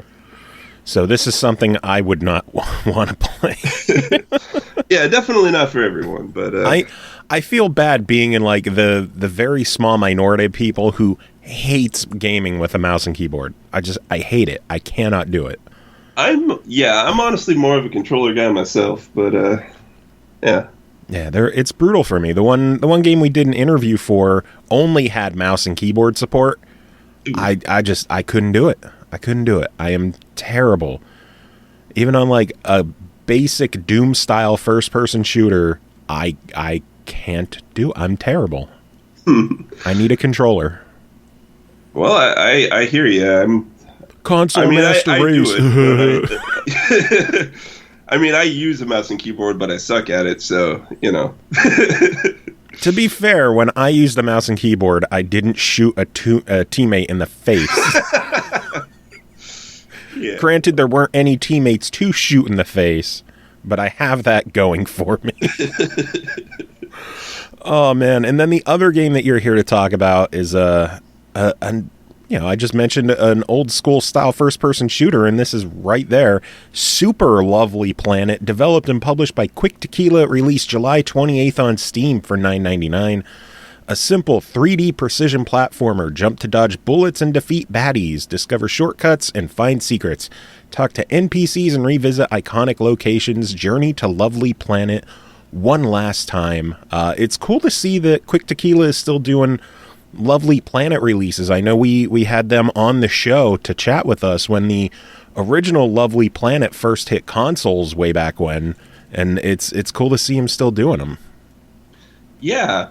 So I unfortunately actually missed the first. This is the first Lovely Planet game I've played, and I was looking at the other ones, and it's like, after I'd already played a little bit of this one, it's like, what? They were first-person shooters? What? Because he actually they took things in a different direction with this. As it mentioned, it's more of a precision platformer. But I do remember seeing Lovely. I think I was like right in the middle of a move or something when it came out, and it just kind of slipped past my radar. But I remember seeing it and just being struck by how like charming and simple the graphics were, and it looked like a really fun and like sort of, it looked like a relaxing game. I learned quickly when I was playing Super Lovely Planet that is not necessarily the case, but I actually just did a stream of it a second ago, and so it has like, it's kind of fresh in my mind. This game is definitely a precision platformer.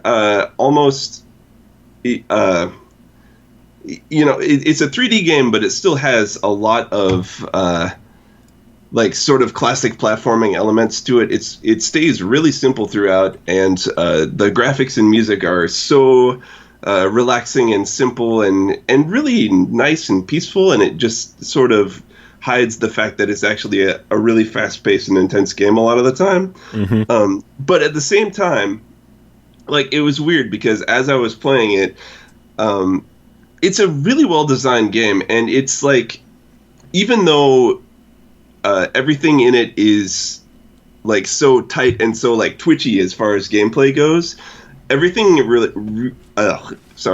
reacts in a consistent way, and it has like, so as you learn how to play the game and what the different obstacles are, it really does sort of become a relaxing game, sort of paradoxically, because you see the objects and you know exactly how to react to them.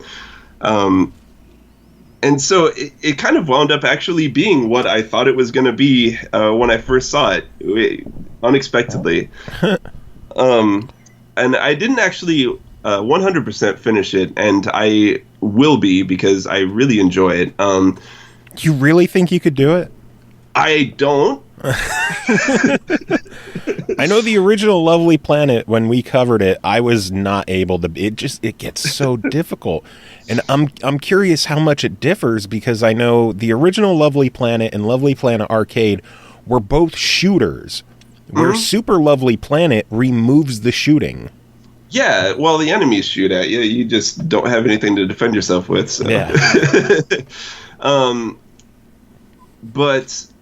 So like, and I'm at a bit of a disadvantage here because I don't really know how the original played, but I don't know. To me, like, it just like has the essence of platforming, and I don't know. I really have been enjoying it.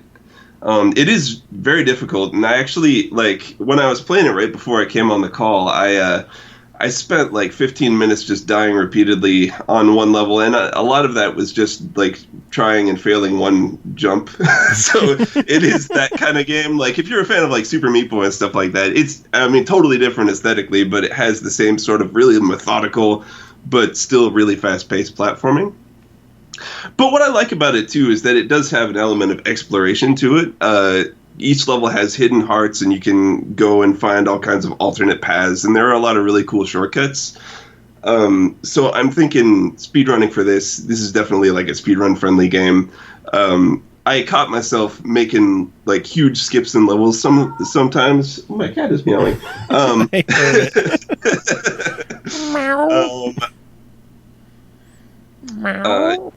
Yeah, so I feel like this is one of those games where you can just improve pretty much endlessly at it. And I don't know. I can't wait to see people just destroy it. It's another one of those.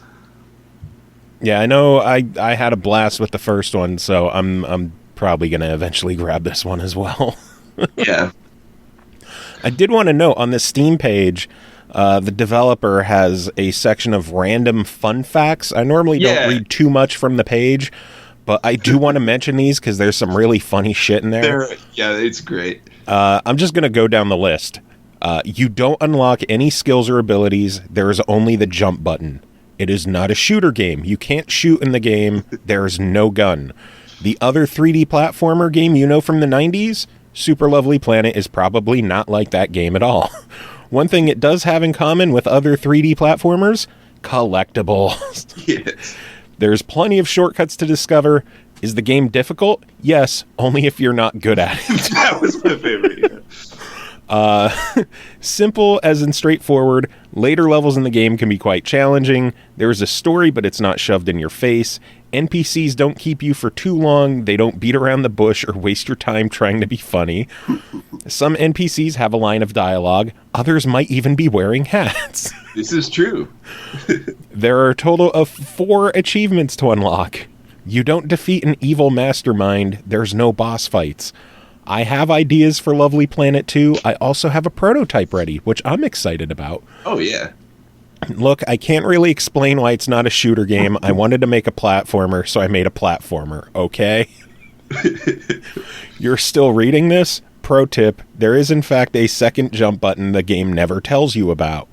Ooh. And then finally, don't look for the mad wizard in the forest. The NPCs, they're lying to you. So stupid. I love stuff like that. Yeah, and the one comment you skipped over is like a complete walkthrough to one of the levels of the game that it just like he lays it out for you. I love it's just such a charming game, and even though it is really difficult and frustrating sometimes, I can't get too mad at it. Yeah.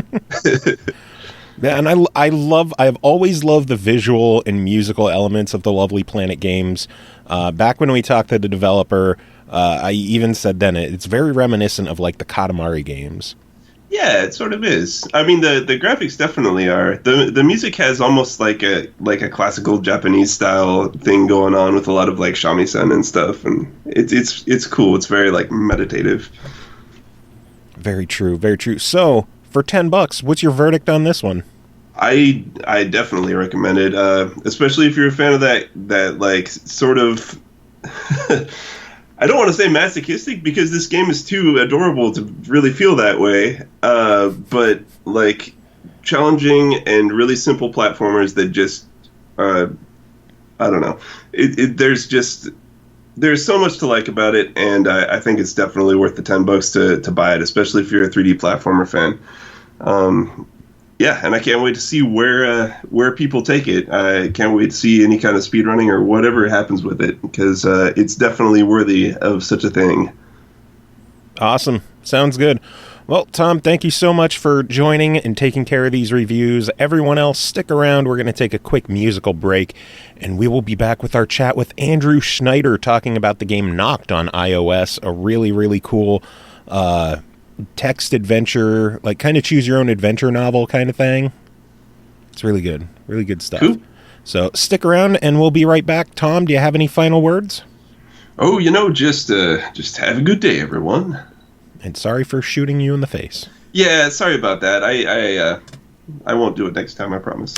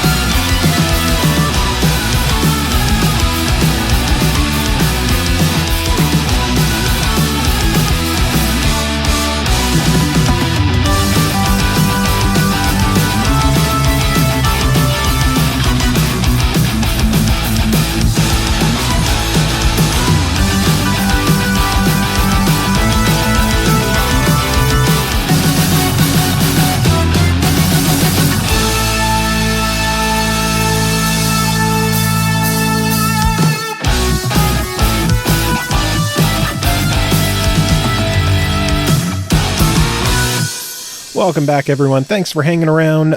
Joining us at this time, the developer of Nocked on iOS, Andrew Schneider. How are you doing today? I'm doing great, Joe. Thanks for having me on the show. It's a pleasure. We reviewed your game a couple of episodes ago, and I absolutely loved it. A very good recommendation. For the people who may have missed that episode and are curious what Nocked is, give us the sales pitch. What is Nocked? Nocked is a sandbox-style text adventure role-playing game where you play Robin Hood, and you go through the entire Robin Hood story from misfit outlaw all the way to taking on the Sheriff of Nottingham and everything in between. It's sort of roll-up pastiche of all of the Robin Hood legends and movies out there, everything we could think of when we were developing the game, with a bunch of fresh twists. And what are those twists? The characters, or is that something where the people need to play it and find out the good stuff? I mean, 6 of one, half dozen of the other. I'd say that, some of the twists, you can be a man or a woman. You can be a serf. You could be hidden royalty. The characters themselves that you meet, Maid Marian and Little John, have aspects that you would recognize, but they're also very different and very much their own people in this game that's separate from the larger Robin Hood myth. The thing I really liked about the game was, growing up, I was a fan of a book series called the Lone Wolf books. I don't remember the official name of it, but that's what I know them as. And it was just choose your own adventure novels, and had like 20, 25 books, something like that. And as soon as I sat down to play this, I'm like, oh my God, this is my youth, and I can't wait. That's great. I was also a fan of all of those old Choose Your Own Adventure books as a child, and it was something that really informed a lot of the game development while I was working on this. Without, to be fair, the sudden death, flip back to the previous page and start over elements. Yeah, I was terrible at playing those books because I would always I would use my fingers as temporary bookmarks to it's choose one of these 3 options. I'm like, shit, which one do I want to do? So I'd just keep my finger there and then flip over and read it. If I die, I'd be like, no, I don't want that one. Go back and look at the other options. That's the old school save game system. Yeah, exactly. The fingers. You get halfway through a book and you're like, I don't want to die now. Screw that. You don't want to lose all that progress. And I was also bad because they had a section in the back of the book to keep track of your inventory and your health points and everything that. And from the very, very beginning of it, I'm like, I have everything. I'm God mode. I'm just whatever options there are. It's like, do you have this? I have it all. So I cheated my way through the entire series. It's amazing. Player death was actually a really important consideration when I was writing Nocked, and I decided that whatever else happened in the game, and I was very tempted at certain points, you can't die until at least you get to the end. Then you can die. Then you can have a bad ending. How bad of an ending is it? I don't know how far through it I am. I'm trying to think what I last did. I know I had I attempted to rescue Marian's father in a castle and try to save peasants and get away, and that just failed horribly. And then I had what are they? The bandits of the Black Bandits, the Black Dog what are they? The Black Wolf Bandits. Wolf Bandits. I had those guys attacking me, and I think I held most of them off. There's just so much happening in this game, and I still have a hard time calling it a game because to me it's very much a book, just a digital book. I was really inspired by a lot of those old books, but also the old text adventure games, and then moving through your gallery of my favorite role-playing games of the past 20 years, coming from, say, Planescape Torment, which is really also just a book with a few graphics, and then coming up through, say, the Witcher series, which is ultimately really text-heavy, even if they've done a lot of graphical work. The heart of these games is the text. It is the story. If I was a graphical designer and I could have done beautiful graphics and movement throughout the world in addition to the text, I would have done that. But really, at the heart, I'm a writer. So I worked with what I knew and what I could get out there on my own. Yeah. And I'm guessing you're obviously the writer of it. Did you work on the programming at all, or was that someone else that took care of all that? So the game is programmed in Twine, which is an interactive fiction code base that's open source and available on the internet. It's really simple. It's kind of like BASIC. And I learned how to code in Twine and did the front-end coding, and then I hired the guy who created Twine, Chris Klimas, and his partner. They did the adaptation of Twine for iOS, which they call Disbound. So you worked right with the source, huh? I was fortunate in that I went through a couple different publishers. I went through a couple different options on how I wanted to get the game out, and a couple deals fell through. But during the process, I talked and found out that the creator of Twine lives in Baltimore, which is not very far from me, and he did a little bit of contract work for me. And when my second publishing option fell through, I talked to him and I said, "Hey, what do I need to learn? Do I need to learn Java? Do I need to learn C++? What do I need to know to put the game out there on my own? Because I don't think I have any more options." And he said, "Well, you know what? I'm starting up my own game studio, and we'd like to work with you on this project." I said, "Great. Means I don't have to learn all these things." Are you the first people that he's working with? Is this the debut game from the company? It is the debut game for Unmapped Path. Wow. It's the company with Chris Klimas and Joel Haddock. They have worked together on games previously, but this is the first game that uses their new engine. And I know that they are working on an as yet undisclosed project that will debut shortly, also using their work.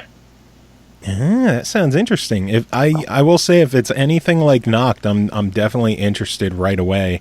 Was this something that you always envisioned as being a mobile game, or did you consider possibly a PC option, or possibly even consoles, or did you even consider it as a book first? I originally thought about writing some kind of Robin Hood twist novel a couple of years ago. And when I decided to do it as a game, based on my wife's generous suggestion that I should broaden my base of readership, do some cross-platform marketing, it would be really quick. I could do a game in maybe a couple months. And here we are 4.5 years later. But it was always envisioned as a mobile game. I noticed that there was starting to be a proliferation of these sort of mobile text adventure games on the market at the time. And I said, hey, this feels like a good platform for this kind of thing nowadays. After we ran a successful Kickstarter in December, I flirted very briefly with also moving it to PC, but technical considerations have left that for possibly a future date. So it's not out of the question. It's not out of the question, but it's more development and it's more variability, and we have to see how the game does on iOS first. I think if I was going to follow several steps, I'd go Android next and then PC. Yeah, I know when we were doing the interview, we had someone in the chat asking if it was on Android, and I was like, I'm pretty sure it's only on iOS right now. Yeah, that's correct. Mostly due to Apple's very strict, this is our operating system, and this is what we are doing. And it's all sort of unified. And from what I understand, there's a lot of different versions of Android out there and a lot of different ways that it could be ported. I don't handle the technical specifications, but I was told that it'd be, gosh darn, a lot of work. Yeah, that's honestly one of the main reasons that I am not an Android fan. Just how many different variations of hardware and software and operating systems. Nothing is unified. Things are being changed all the time. Most phones, after I don't know, a year, they stop being supported, and I would rather just stick with an iPhone where a new phone is coming out every year, but it's every other year that there's an actual important change to it. Right. So I'm happy sticking with iOS. I'm the nerd. I was a Windows Phone guy. Mm-hmm. So. Oh yeah, my parents have Windows phones actually. I loved it so much, and Microsoft gave up on it. I know it's very disappointing. My parents are also very disappointed. They are continuing to use their Windows phones doggedly until those things die, some unceremonial tile-based death. Yeah, I still have my old Windows Phone. When I switched back over to iPhone, I kept my old Windows Phone. They're like, "Oh, you could trade it in for $20 credit." No, I'll just keep it and I'll play some Xbox games on it. Yeah. I feel bad because normally in interviews with people who do mobile stuff, I'm like, "Hey, are you ever considering bringing it to Windows Phone?" And I can't ask that anymore because Thank one's goodness. Bringing anything to Windows Phone anymore. That's a little bit of a headache, honestly. I tried playing a few games on the Windows Phone. That was not. There was not a lot. Every time we came to an application and said, "Oh," my parents would look at me, "Can I get that on my phone?" I'd have to tell them no. No, you can't.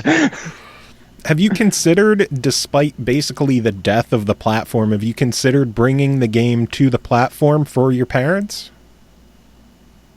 I haven't. I haven't. Just quick to the point. Nope. Nope. It was almost 4 years of writing the game, but it was also about a year of technical development because everyone has other jobs at the end of the day, and even an hour's worth of development work can take a little while to actually come through. So really limiting where we're going to go with the game until we are absolutely certain is I think the plan. No. Are you considering any kind of consoles at all? This seems like something that would be perfect on the Switch. I honestly, I'm a little bit out of the console ecology. In spite being an early adopter back in the Nintendo days, I've only just heard of the Switch in the last couple days, and I've never seen a Switch. Really? So I'm not certain where to go for that. So I'll take your word for it that it would be perfect on the Switch, and then move it to the back of the line of the development queue. Basically, the way to imagine a Switch is take a cell phone, hold it landscape style, and then put controllers on the ends, and then make it like 4 times larger, and that's a Switch. Oh. So, yeah, the fact that it even supports games in vertical orientation, I think it would be definitely something worth looking into. Absolutely. We... Again, unfortunately, need to see where it goes with iOS first. I think now that we've finally gotten everything in place, but I'll put it on my list of projects to investigate. I think more than anything else at this point, I need to take a giant step back from Nocked. Maybe just do some straight fiction writing for a little while. Makes sense. You could always hold another Kickstarter for a console version. I'm actually kind of mad that our mutual friend Matt Reese never told me that this was on Kickstarter. I would have loved to back this. Gosh darn it, Matt. It was a quick Kickstarter, to be fair. And we got backing, which was fine. And I think the Kickstarter was more for publicity than anything that I absolutely needed at the time, although there's those few heady days when I thought I could use that money to move to additional consoles, and I was cruelly shot down. But yeah, we've been talking about the possibility of running a Kickstarter to support other platforms. So we'll see where it goes. Well, if that is something that you decide on doing, please let us know, because I would love to have you on to talk about it then and help get the word out and then support it myself, because I like I said, I really, really enjoyed the time that I have spent with Nocked. And then looking at the credits, I saw Matt's name in there. I'm like, oh, I didn't know there was a Kickstarter. Damn it, Matt. Right? You missed the opportunity to contribute an exorbitant amount of money to my project and then make me do more work for that. So what kind of good stuff did you have in the Kickstarter, by the way? We had an art book. So I collected all of the art images, of which there are significantly more than I originally spec'd out with the artist. About over 120. And that I collated and sent off. I sent people copies of novels that I've already written. I wrote and have run Dungeons and Dragons game based on Nocked for higher level backers, which has been a lot of fun. And then I volunteered to write a couple additional scenes for people who were really interested and excited about it. Are they bigger scenes in the game, or are they like kind of tucked away Easter eggy types of scenes? They are scenes that you can always access, but they're not enormous scenes. They got slotted in when you, as you've probably seen from where you are in the game, actually, you occasionally get the chance to go out and raid wagons or hunt tax collectors down and other general forest adventures. And so those were the additional scenes got slotted in there for additional forest adventures, or flesh out the seasonal Sherwood encounters. Nice, the random encounters. That's how I tended to look at those. Like if I go to the forest edge, like, are they random, or are they like set depending on where I am in the game? Do you want the answer to that? Yes, I do. They are not random. There are a few random elements in the game, mostly related to a couple of number results that you might get. Like the strength of the bandits when you're fighting them is partially random. But most of the game, I'd say 99.5% of it, is set. Because of coding it, every scene has to be, thought out and written and coded and inserted into the game ahead of time by me. So I came up with every piece of the game, placed it exactly where it is, and it will show up exactly where it is every time you get to that point. Whether you get to that point in any given playthrough, however, is highly dependable because of the number of options that there are. There's a lot of threads that you may never see during any given playthrough. Yeah, I know when I talked with you in email, when I first started playing the game, I kept restarting it because I wanted to see, well, what if I chose this instead of this? Or what if I did this instead of this? What if the phone went off during the show? What if the phone get off? I know, and we have an old school ringer. I know, that was amazing. I haven't heard one of those in so long. Feel free to restate that question. Is that important? Do you have to take that? No, I just hung up. I love it. Oh, man. So yeah, I mentioned when I first started playing the game, I just kept restarting because I wasn't sure like what would happen if I chose this instead of chose this. And it leads me to wonder, how do you go about writing something like this? Do you have like a gigantic corkboard that has all these branching paths? Is it kind of like the roots on a tree where they start branching off and going in their own unique directions? Or is it kind of like a chain link fence where everything will spread out but eventually come back and have a shared link and then spread out again and come back again? It's going to be more like a chain link fence in that it will spread out. You'll come back to these link points and then it spreads out again. But much like a chain link fence, while you keep hitting a similar link point, you're going to end up with different branching points from any given link, depending on your previous choices. I dreamed while I was writing this game of putting up a giant corkboard or a massive whiteboard in the basement where I could just sketch out all of the options and follow them along like some mad scientist or very important mathematician. Ultimately, it's all in my head. Wow. Which is a little nuts and sometimes caused me some issues when I had to go back and do QA and follow whatever thread was causing problems. Like procedurally, from a technical standpoint, I organized it in scenes, which were each individual text files that then had pieces of code with a variety of like related scenes in them, like your first conversation with Marion or your dinner with the Outlaws. And so I could move between those and kept those separate. But from the overall, all of the threads coming together and branching about, I just have that as a mental map.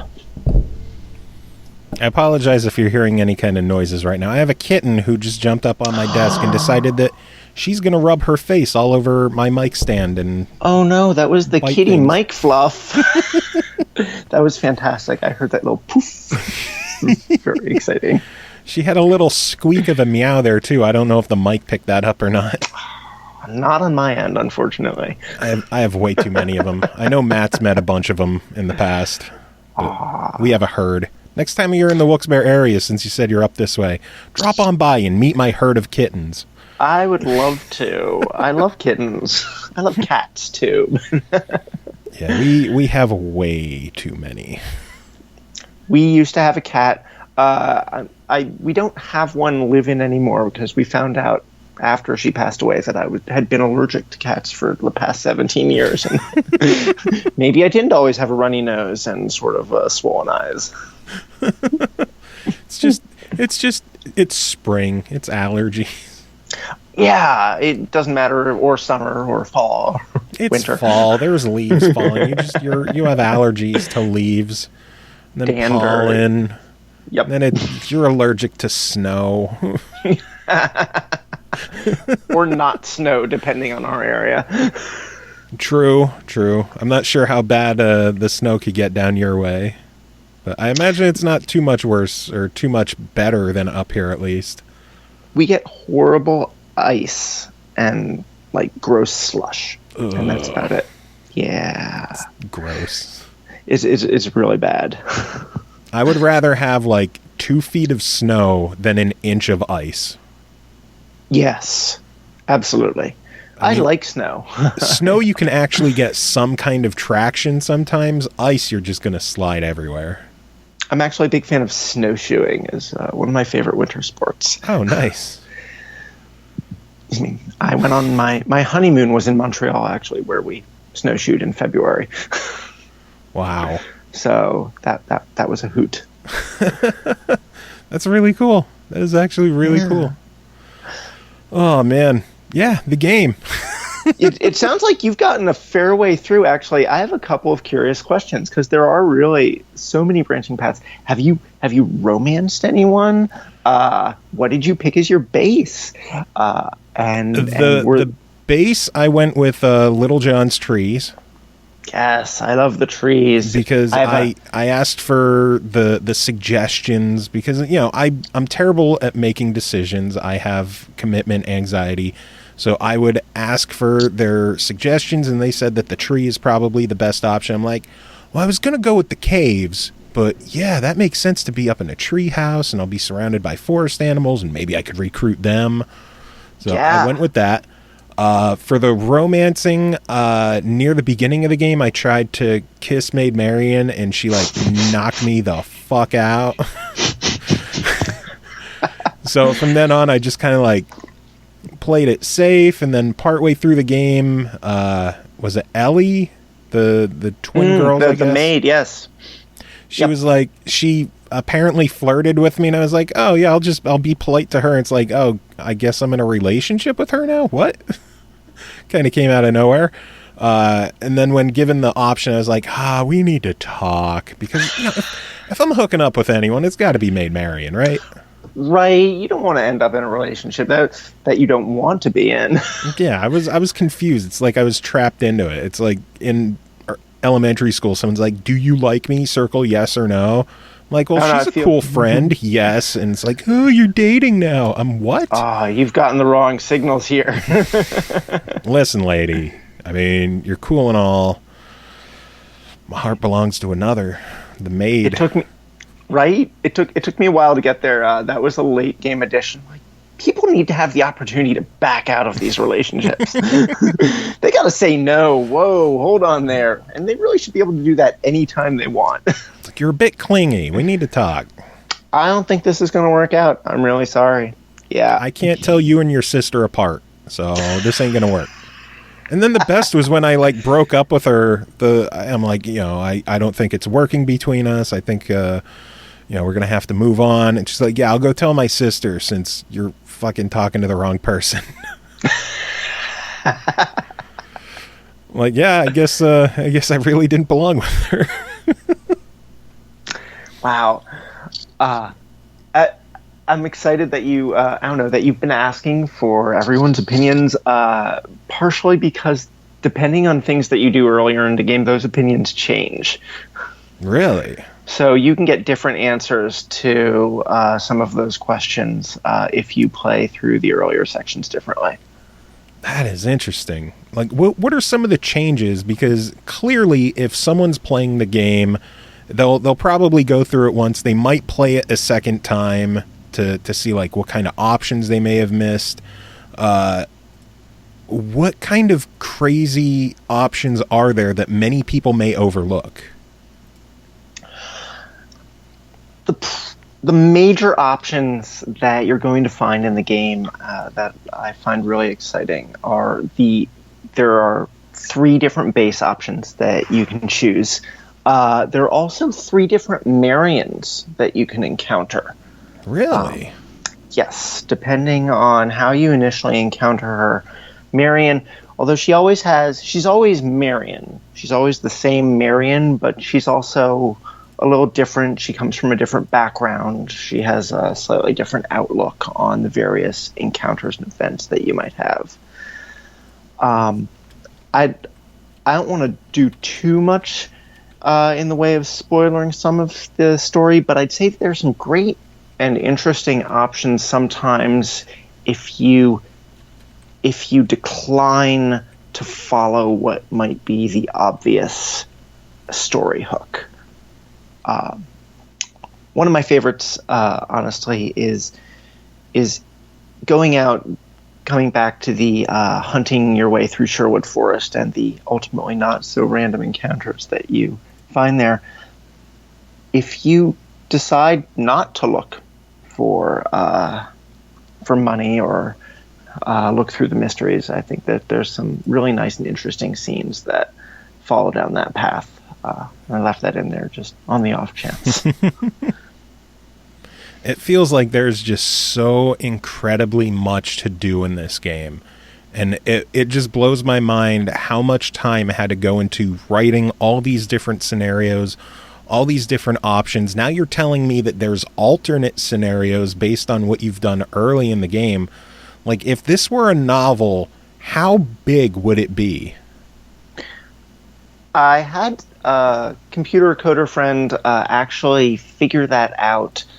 It's about 500,000 words, and that's roughly 5 or 6 novels worth of material. Good Lord.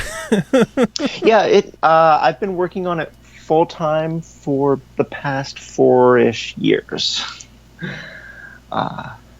So yes, and some days were definitely more productive than others. Could get 10 or 20,000 words in a day if I was really lucky. That is nuts. That is huge. I honestly don't think I've read this much in years. Well, I'm flattered. So thank you for making me remember what words are. The joys of reading. I keep trying to rack my brain of where, like, how far into the game I am, and I just remembered that I just completed the archery tournament. Oh, the archery tournament, which is classic. Yeah, and I think I got caught during there, and I tried fighting the sheriff, and I guess someone like got me from behind. Yeah, that sounds about right. Frickin' doesn't always happen, but sometimes. And the worst part is I'm sitting there like, what could I have done differently? Did you consider giving people a way to take a step back and possibly change their mind?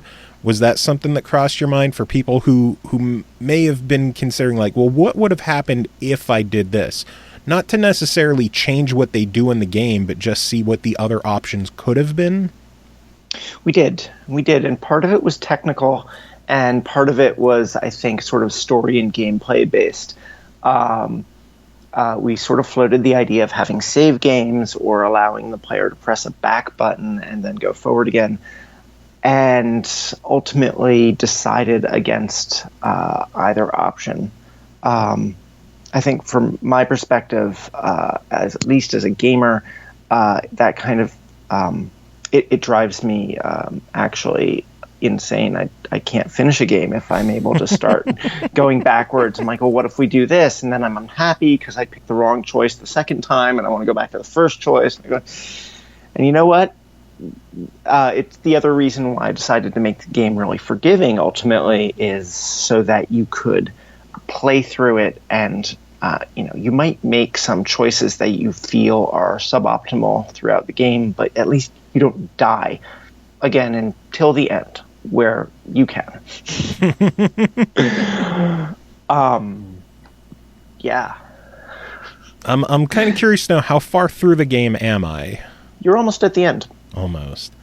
You are. The game is really bounded in sort of the turning of the seasons and sort of the calendar year. And you start in spring, and you move through. The archery tournament is the following spring, and you're about to hit summer. And summer is when war happens. So shit is about to go down. Everything is about to fall apart around you. And man, how are you going to deal with that? And how are you going to parlay everything that you've done so far into the end game is up to you. And there are a bunch of different options there as well. Oh man, now I have to wonder what I have to do to get a happy ending and not just screw everything up in the last section of the game. I believe you. You can do it.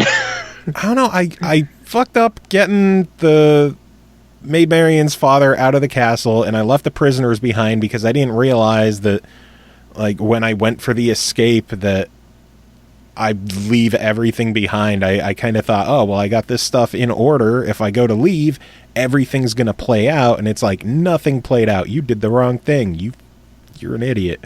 I hope you didn't feel punished, at least. I hope that felt natural in terms of the choices that you're making, at least in hindsight. Yeah, looking back, I'm like, well, what could I have said differently? What could I have done differently? It's like I got the guy to interfere and knock the custard on the other guy so I could get to the guy and then talk to him. And I was like, yeah, we're going to plan an escape. And I went back to the first person. It's like, yeah, I'm ready to go. And then I left and no one else came with me. I'm like, shit, I messed something up somewhere. Oh. It was so good, though. I just sitting there like, so good. What could I have done differently next time? How am I going to change this? What am I going to do different? I think you needed to actually talk to Marian's father and let him know that you were ready to get out of there.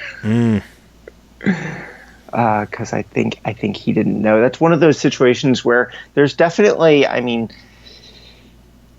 unfortunately, there's no artificial intelligence beyond everything that I hoped that I could put into the game or that I could visibly foresee. And I tried to lock down as many fail safes as possible. Okay, I don't want to let them do X unless Y happens, but I don't want to restrict their movement too much because then they'll feel that they can't do anything and they'll be upset. And juggling the many possibilities, player freedom versus narrative completion, sometimes I think leaves some of these loopholes that I hope were not disappointing.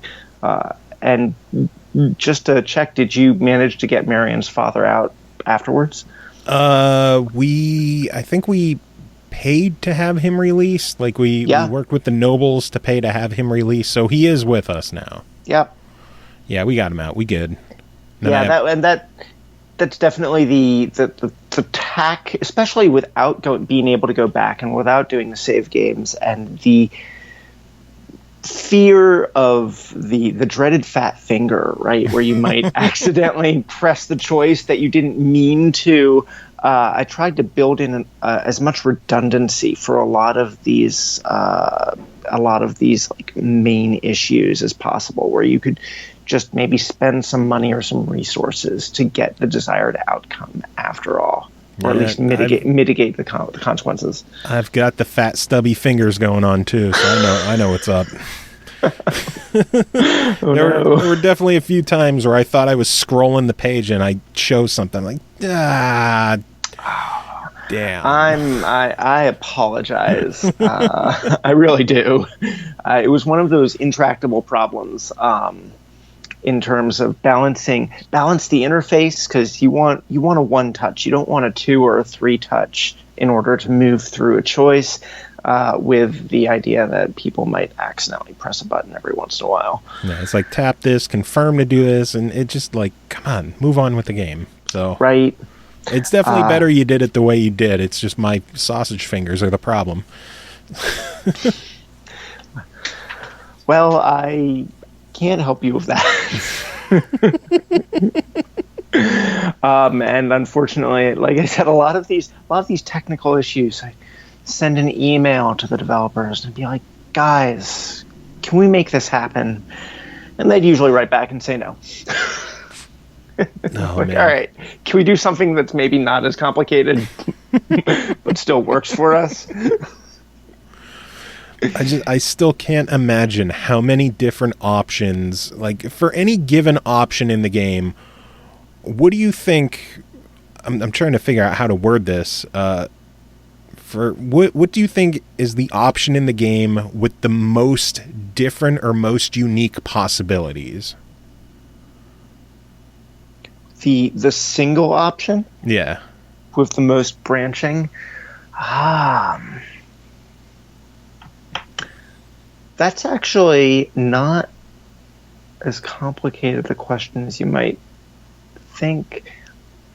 I'm going to say it's your choice of how to approach the end game. Mm-hmm. And I'm talking about like single, immediate, lasting story consequences, as opposed to say if you have a conversation with someone early in the game and then several hours later they bring that up later.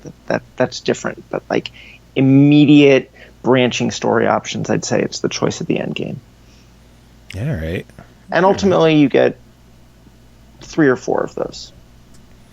Are there any options in the game that like I know early in the game you're able to choose where your stronghold is going to be. Like if you chose one over the other, is there any choices that completely locks out some options later in the game?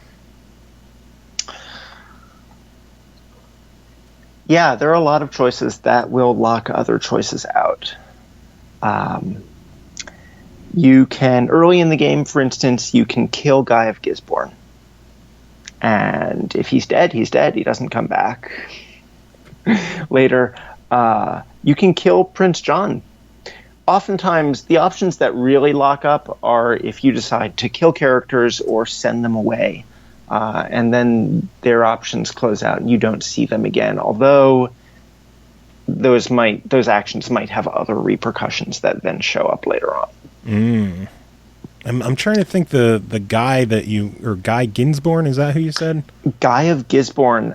You encounter him in the very beginning of the game. He is chasing you with hounds through the forest. I don't think I ran. I think I avoided him. You might have not encountered him actually, which is one of the funny things. That's just, it's so crazy to hear of characters I never met because I just actively chose different. That's what I love about choose your own adventure novels and games and scenarios, where there's shit in the game that I may never experience, but if I talk to a friend who's played it, he may have run into stuff that I've never seen, and I ran into stuff he's never seen. Like, is there any path in the game that lets you see everything? No.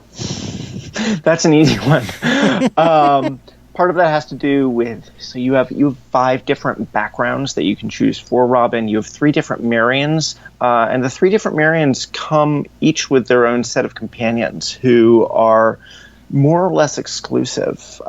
There are ways where you can sort of collect them all, but not have the full experience of the interpersonal relationships with them over the course of the game. So those are some really immediate beginning branching choices that change things forever for the rest of the game. So, for example, what are the different Marions? Like, how do they differ? There's Outlaw Marion. She's got a group of merry men actually with her when you meet. So you start with a couple of guys to help you out. There's Noble Marion, who has some ladies attendants, and you might have noticed that it's a Robin Hood game, but there's a lot of magic and mystery in the game. I tried to spend a lot of time infusing the game with English folklore and legends and stories. So you have Magical Marion, who's purports to be a descendant of Morgana Le Fay. Yeah, I've ran into a lot of magic stuff in the game. Like in the one dream, I ran into, it may have been Morgana in like some kind of winter cottage or something. Mm-hmm. Yep. And then I ran into Merlin. I'm like, wow, friggin' Merlin, and like talking about King Arthur. That's really cool. And then I'm like working with fairies, and I apparently pissed off 2 of the fairies because their daughter ran away with someone else, and I eventually won them back, and I have their favor now. It's so crazy the different things that happen in this game, and it just feels as different as everything is when you compare invading a castle or working with fairies in some kind of weird dreamland and hosting a fairy ball, a monster ball. Like it still feels like one cohesive world, and I think that's a credit to the writing in the game. Thank you. I do a lot of tabletop role-playing, and I actually run a lot of tabletop role-playing games. And what a early beta tester friend of mine said is like, I'm liking this game, Andrew. I'm like, yeah, what do you like about it? He's like, it feels like I'm sitting around the table with you. Like, okay. I tried to really think through, if I were playing this game at a table, what options would I want to have, and what scenarios would I want to be able to explore? And then I tried to write those all into the game itself. Is there any kind of scenarios that you wanted to put into the game, but they just didn't fit or they didn't make sense? I had a moment where I thought about doing some kind of a Marion story, sort of interjecting some scenes where you played Marion through certain events of the game where Robin isn't present, and then having those choices inform other elements back when you take control of Robin again. But that was really a sort of a late edition idea. It was one of the Kickstarter ideas that I came up with, and I'm almost happy I didn't get funded for that stretch goal, because that promised to be a lot of work. What other kind of stretch goals were you looking at? Primarily, one of the stretch goals was to include another companion character, Dame Elspeth, sort of a ghostly knight of the Round Table, into the game, and we met that stretch goal, and so she's there. If you find her, she's sort of an Easter egg. And then Marion's story was the following stretch goal, and after that we were going to work on additional platforms. And that was the sort of the holy grail of stretch goals, was get enough money to actually do the porting the work to Android or to PC before launch. But that didn't quite happen. So That's that okay. you're still looking into those. Clearly, it's just an eventuality instead of a guarantee. It's a get the game out now, get the game to other platforms later, as opposed to launch with all the platforms right away. Makes sense. Good stuff, though. Yeah, I'm really, really digging the game. Did you have any favorite moments in the game? Any parts where you said to yourself, "Gosh, that was great"? I'm trying to think. I was somewhat distracted in my time playing with it. Earlier this week, I think there was a day I put like 4 straight hours into the game, but I wasn't entirely like focused on it. I actually had to take my wife to the hospital. She was sick. Oh no, I'm really sorry to hear that. And while we're sitting in the waiting room, or not the waiting room, but like the hospital room waiting for doctors to show up, and she's having like fluid run through her IV style. We were there for about 4.5 hours. And I killed time playing the game, and I couldn't put it down, but I kept getting distracted by this and this and this, and people coming in and checking their numbers and switching the bag and shit like that. So I'm trying to think of anything that really left a solid impression on me. I know I've talked about a lot on the show already. You have actually talked about a number of situations that are pretty cool and pretty interesting. And it is one of the things I like about the game is you can pick it up and play it for a few minutes or play it while distracted and then put it down again. Yeah, that's what I loved, is it saves after basically every screen, so you don't have to worry about losing progress. And you can easily just put it down, pick it back up, and get back to reading and be like, oh yeah, this is what I was doing. Yeah, that was another feature of the game that I really wanted to put in, and technically couldn't figure out the coding issues. Was I thought I could put in a journal that tracked your progress, and then you could go back and look at it and see what you had done and see what you were doing. Ultimately, it didn't pan out. I will say I did have one, I don't want to say a gripe, but a suggestion with the game is, sure. Like when the seasons change or when something happens and a whole bunch of things pop up of like you gain this many men, this much grace, this much gold, they went away way too quickly. You know, I've been hearing that now that the game's been out for almost 2 weeks, and we're going to push an update really soon, and I'm going to slow that down. Nice. I would see those pop up and I would struggle to read them all before they disappear. I'm like, what the hell did I get? I missed them. Yeah, mostly they are notifications, and the information is all available like elsewhere through your resources screen and other places, but not every. I agree with you on that. We struggled with that functionality for a while, but we're going to slow that down. And maybe put in some other options to allow people to control that speed, hopefully. I was going to say, could it even be something with some of the other notifications that pop up where you have to tap to continue? Yep. We could. I don't want to slow everything down too much. Although if I'm able to let people choose, I could tell them, you can make this choice if you want to tap to continue through every one of those notifications. It doesn't sound like it would be too difficult a development problem, but then again, I'm not doing that work, and so I've asked Unmapped Path, and they might say, "Yep, this is easy," or they might say, "Nope." Can you implement this? Yeah, that shouldn't be too hard. We'll do that. Okay, can you implement this? Go to hell. They have been wonderful to work with, and extraordinarily patient with my sometimes spastic ideas. No, I've painting an unfair picture of them. They've been fantastic, but they're always one of the pair. Joel is responsible for keeping track of scope creep. And scope creep, especially on a game of this size, was really important to rein in any of those ideas that might really blow things out of proportion. We had enough scope creep on the artwork as it was. Kept thinking to myself, well, we have a tree. Can you make the same tree at night without leaves and in the snow and in the springtime? How many trees do you want? Jesus Christ, man. Mike, I want all the trees. The artist spent a lot of time looking at images of redwoods, of Iceland, of Great Britain. I think she might have started getting tired of trees towards the end.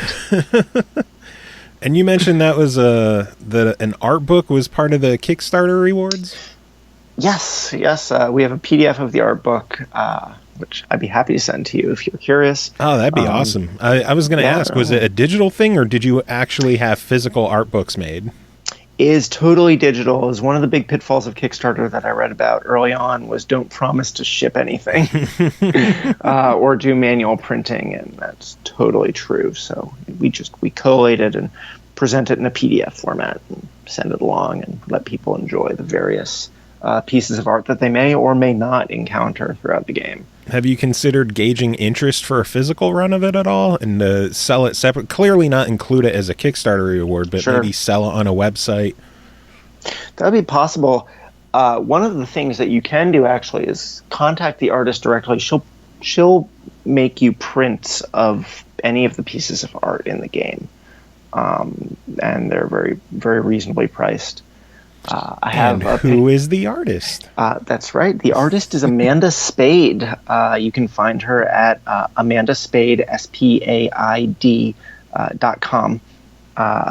And she primarily does art on wood. She'll do colored pencils or other medium sort of on wood, sort of incorporating the grain of the wood into the artwork. That was what originally attracted me to her work and led me to think this could be really good for my Robin Hood project. What she ultimately used for the project is digital watercolor, but for the physical prints of the art, she will print them on wood blocks. I actually have a piece of the tree base in winter sitting above my bed right now. It's pretty spectacular looking. Holy shit, these are incredible. I pulled up her site and just the colored pencil on wood. Oh my lord.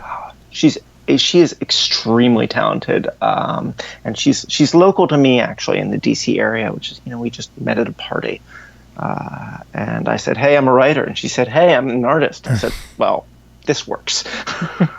Let's move forward. That is really, really cool stuff. Wow. So yeah, I'll make sure to include a link to her site in our show write-up as well, so that people could check out her work and maybe pick something up. And even No Pulse in our chat said that her birds are amazing. I love it's a more unique one, but I love the frog with like the tie-dye wood background. Yes. That one is awesome. Yeah, that is really impressive. I really enjoyed the art in the game too. I like how it was just like the little bits at the top just to give you a sense of the world and where you are. I mentioned in the review that it feels like something that isn't totally necessary. It's just one of those extra touches that is more inviting to the game. Yes. I felt really strongly about the art when I was planning out the game. I thought, it was one of those rewards. Again, coming back to the old Choose Your Own Adventure books, I always really liked when I'd flip to a page and suddenly there was a piece of art that I got to look at in addition to all of the text. And so planning out the game, I thought I'd really like to have a reasonable amount of art. And we finally sort of settled on that top banner design for the location. And then gradually over time figured out the silhouette design aesthetic for any figures that ended up, so we can leave the identities of all of those mysterious soldiers and archers to your imagination. And then we went forward, and I originally drew up a spreadsheet of about 30 pieces of art. So it got out of hand. In a good way. Doesn't that always happen, though?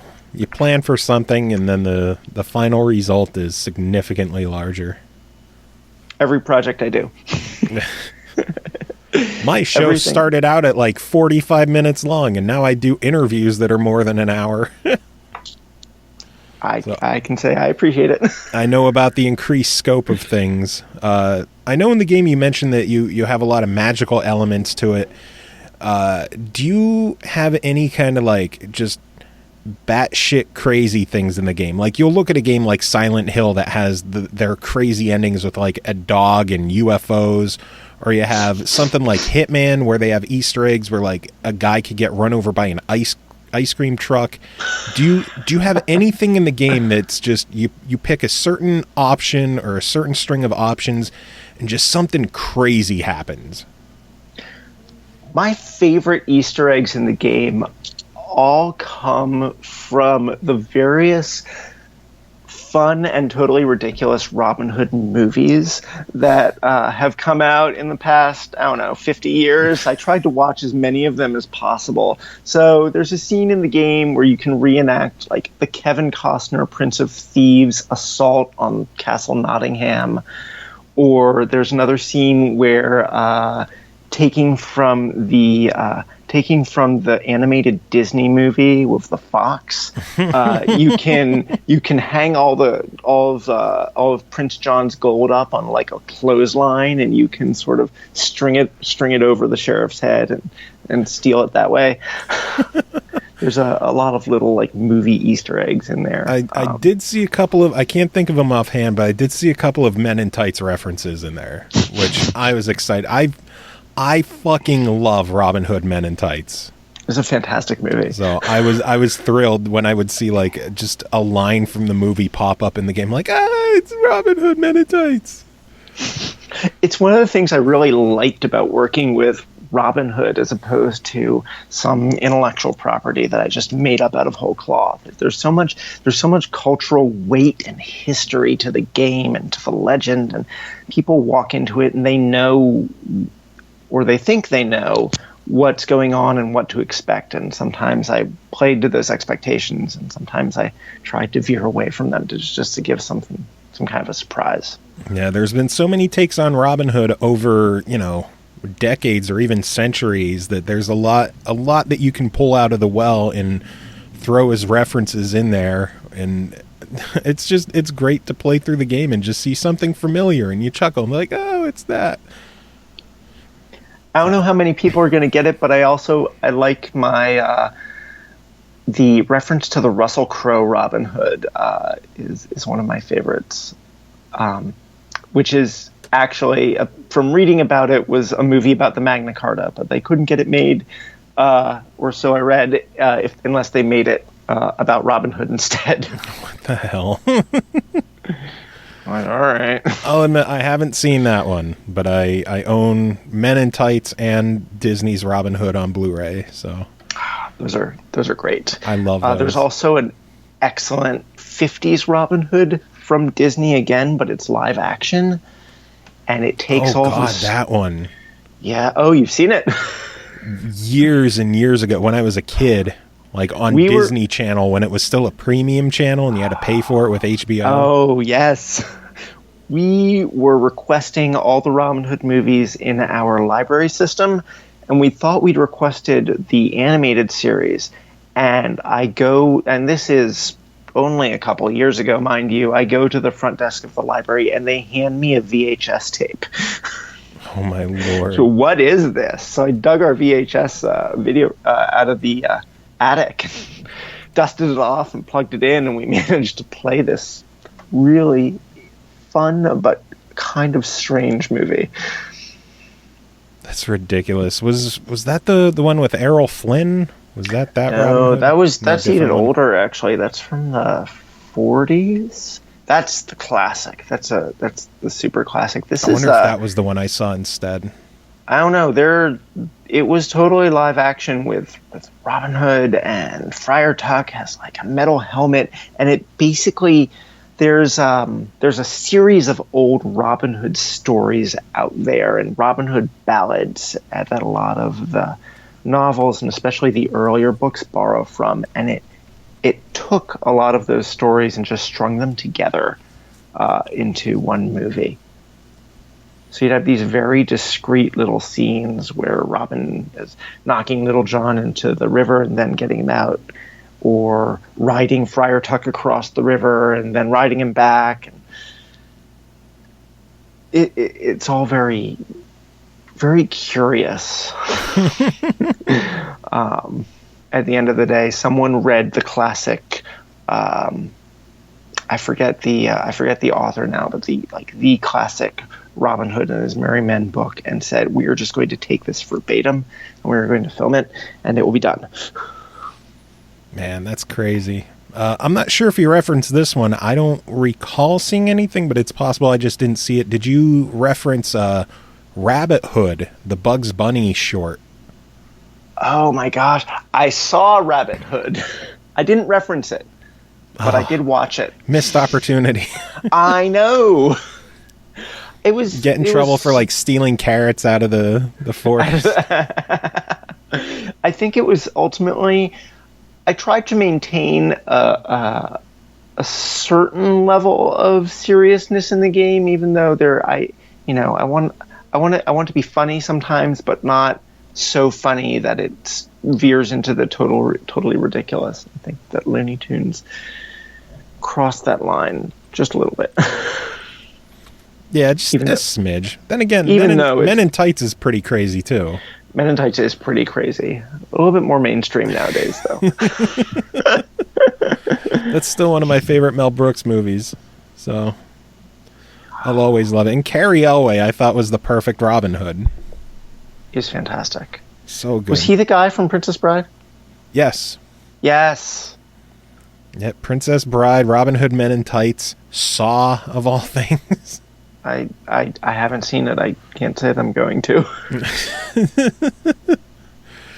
It's weird seeing him without the British accent and like trying to be American and tough and like, I don't know. It's weird. That's not Cary Elway to me. He's no. Wesley. He is always Wesley or some Wesley knockoff. As you wish. With that little mustache. Oh, man. Well, I know we've been chatting for about an hour now. Was there anything else that you wanted to discuss about the game?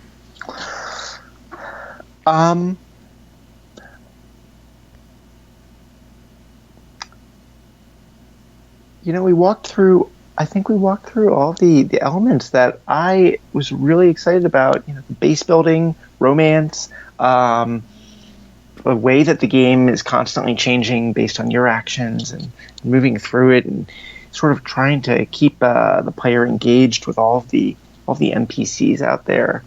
It's a funny thing. I said to and I've said to my wife repeatedly when she brings up the topic of making another game of this sort. I'm like, this has been an interesting process, but there have been a lot of times over the years where she said, why don't you just publish it now? Just put it out there. And I say, you know what, I'm going to make, right now, I can only imagine making one game. I can only envision working on this one game. I'm going to put everything I love about text-based and computer role-playing games into this game that would be supported by the interface, and I'm going to do it right. I think I've been interested in making some kind of video game now for probably about 26 years, and Nocked is that game, and I'm really happy with it. So am I.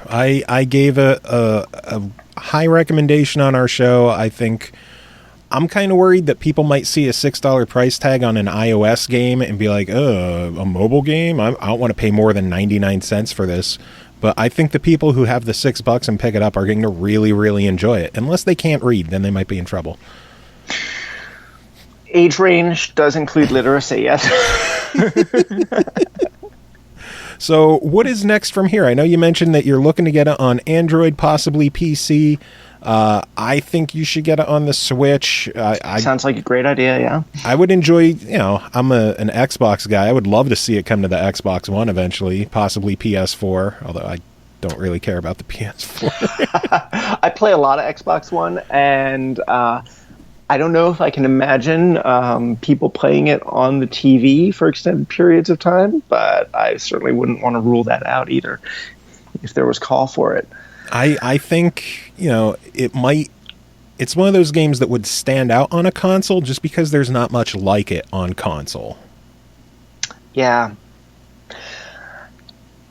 Next for the game right now is look at Android.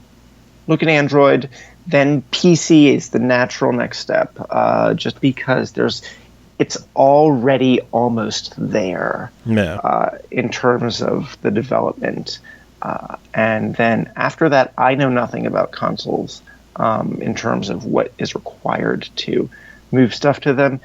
And I don't know if my friendly developers do either, but it's definitely something that can be learned. Could it be something where if you're looking to do PC development, you would look into possibly the Windows 10 store, where they have their universal Windows platform that it could work on Xbox and Windows 10 and possibly even Windows Phone for the dozen people that still have them? That's a really good idea. I admit that when thinking of PC, my mind immediately jumps to Steam. Which most people do. Most people do, but going on to other marketplaces is definitely not out of the question. I think so. That's what's next for the game. Fix a couple of bugs, look into getting it into other platforms. Maybe even if I have the take a deep breath, come back and work on a really substantive update where I put in some of those things like Marion's story into the game as a version 2.0 or downloadable content. Or could it be something that just leads to a sequel? You could have Knock Knock. You're terrible. I'm sorry, I'm an asshole. I know. You're really bad. I spent a long time dreaming up that name. Thank you very much. Personally, I'm going to go back to writing some straight fiction. I have a novel that I'm working on right now, which is waiting for me in a notebook. I write all of my work, including Nocked. I wrote longhand with a fountain pen. Oh, wow. And so I'm going to go back to doing some straight fiction work where none of the characters have 7 different options about where they could end up. I think I'm more impressed at the fact that you write with a fountain pen. That's not something you hear about anymore. Fountain pens are a dying art. It was due to some tendonitis issues from typing that I first started writing with a fountain pen, and I really like it. I get to use different color ink. I have this physical artifact, so I never have to worry about a hard drive being wiped. And then what I do is I take the draft and I read it into the computer using voice to text. That's really cool. And then I print it out and I edit it again longhand. Have you ever considered dropping the fountain pens and just going old school quill and ink? I get that every once in a while. I think there's no the technological level of fountain pens is great because I don't have to keep dipping things, and I also don't need sharp knives and feathers around. I think if you're ever going to do the quill and ink, you have to do it at a Starbucks. You could be like those guys who pull out a full-on typewriter at Starbucks. You're just sitting there with a notepad or just go with a sheet of parchment. Parchment, absolutely. It would have to be lambskin parchment. You have the traditional inkwell sitting on the coffee table. It's gonna be that tiny Starbucks. Yeah, the tiny Starbucks coffee table. Thank you very much. I mean, barely enough room for what I need to write down. I'll have my sand. I'm sure that the other patrons will appreciate me for that too. Oh my lord, that'd be amazing. That's something you would have to just film and throw online as this is how I write my games. Yep, that's when I abandoned my career as a writer and become just one of those performance artists. You got pranked, bro. I know. You got quilled. You got quilled. Oh, man. Well, Andrew, it has been fantastic having you on the show. The game is called Nocked. It is available on iOS right now for $5.99. Where can people keep up to date with you? Follow anything that I'm doing on www.knockedthegame.com. That's knocked like knocking an arrow with an N. Omit the K. That would be the knock jokes. Yes. So it's knocked, not knocked. Not knocked. And True Tales of Robin Hood is the following title or soon to be subtitle on iOS 11. But yeah, keep up with me slowly, because writing is one of those slow processes. I hope to have I have 3 other novels out, and I hope to have another novel out in the coming year, and we'll have some updates to the game come out, and see what happens. And also, good. Again, if you're interested in the art of the game, there's a bunch of examples on the website, and you can get physical copies or order other art from amandaspade.com. Indeed, and if you're not good at listening, all the links will be in the show notes, either below the YouTube video if you're watching that, or on iTunes, or wherever the hell you found this. There's notes somewhere. You can find them. They're out there. And the name of the kitten that bumped into the microphone earlier, I hope. That was Bean. My beanie weenie. I told you, man, we have 8 cats here. Wow. Yes. Is he the orange tabby that's on the photo? No, unfortunately, that's not actually an orange tabby. It's just a white and gray one. He actually passed away a few years ago. Oh. And I keep him as my Skype avatar, as an everlasting memory of our cat Noodle, who passed away. We miss him. Oh. Kitties. Yeah, he was our first. Yep. And then from there we had Piddles, and then, well, let's see, we had Noodles, then Piddles. We have Pork Bean Predator. we have Coltrane Peaches. We have Punk. There's just too many of them. We have too many. We have a ceramic one named Patchouli. That's our 9th, we joke. There's just too many. A ceramic cat that, like, my wife's coworker's son found at a flea market and was like, "Get that for Ashley." Yep. And because clearly that's what you need. what you need is more cats at this point. We have problems for sure. I am a crazy cat lady, so that's okay. But again, thank you again for coming on the show. Do you have any final words to end this? I pick up Nocked, play it. Let me know what you think. I'd be really excited to hear any and all feedback, or just crazy tales of, your own true tale of Robin Hood that you forge while playing the game. Whether there's so many different options that everyone. I hope to leave enough in the game for you to make your own Robin, even if I'm the one who wrote the words.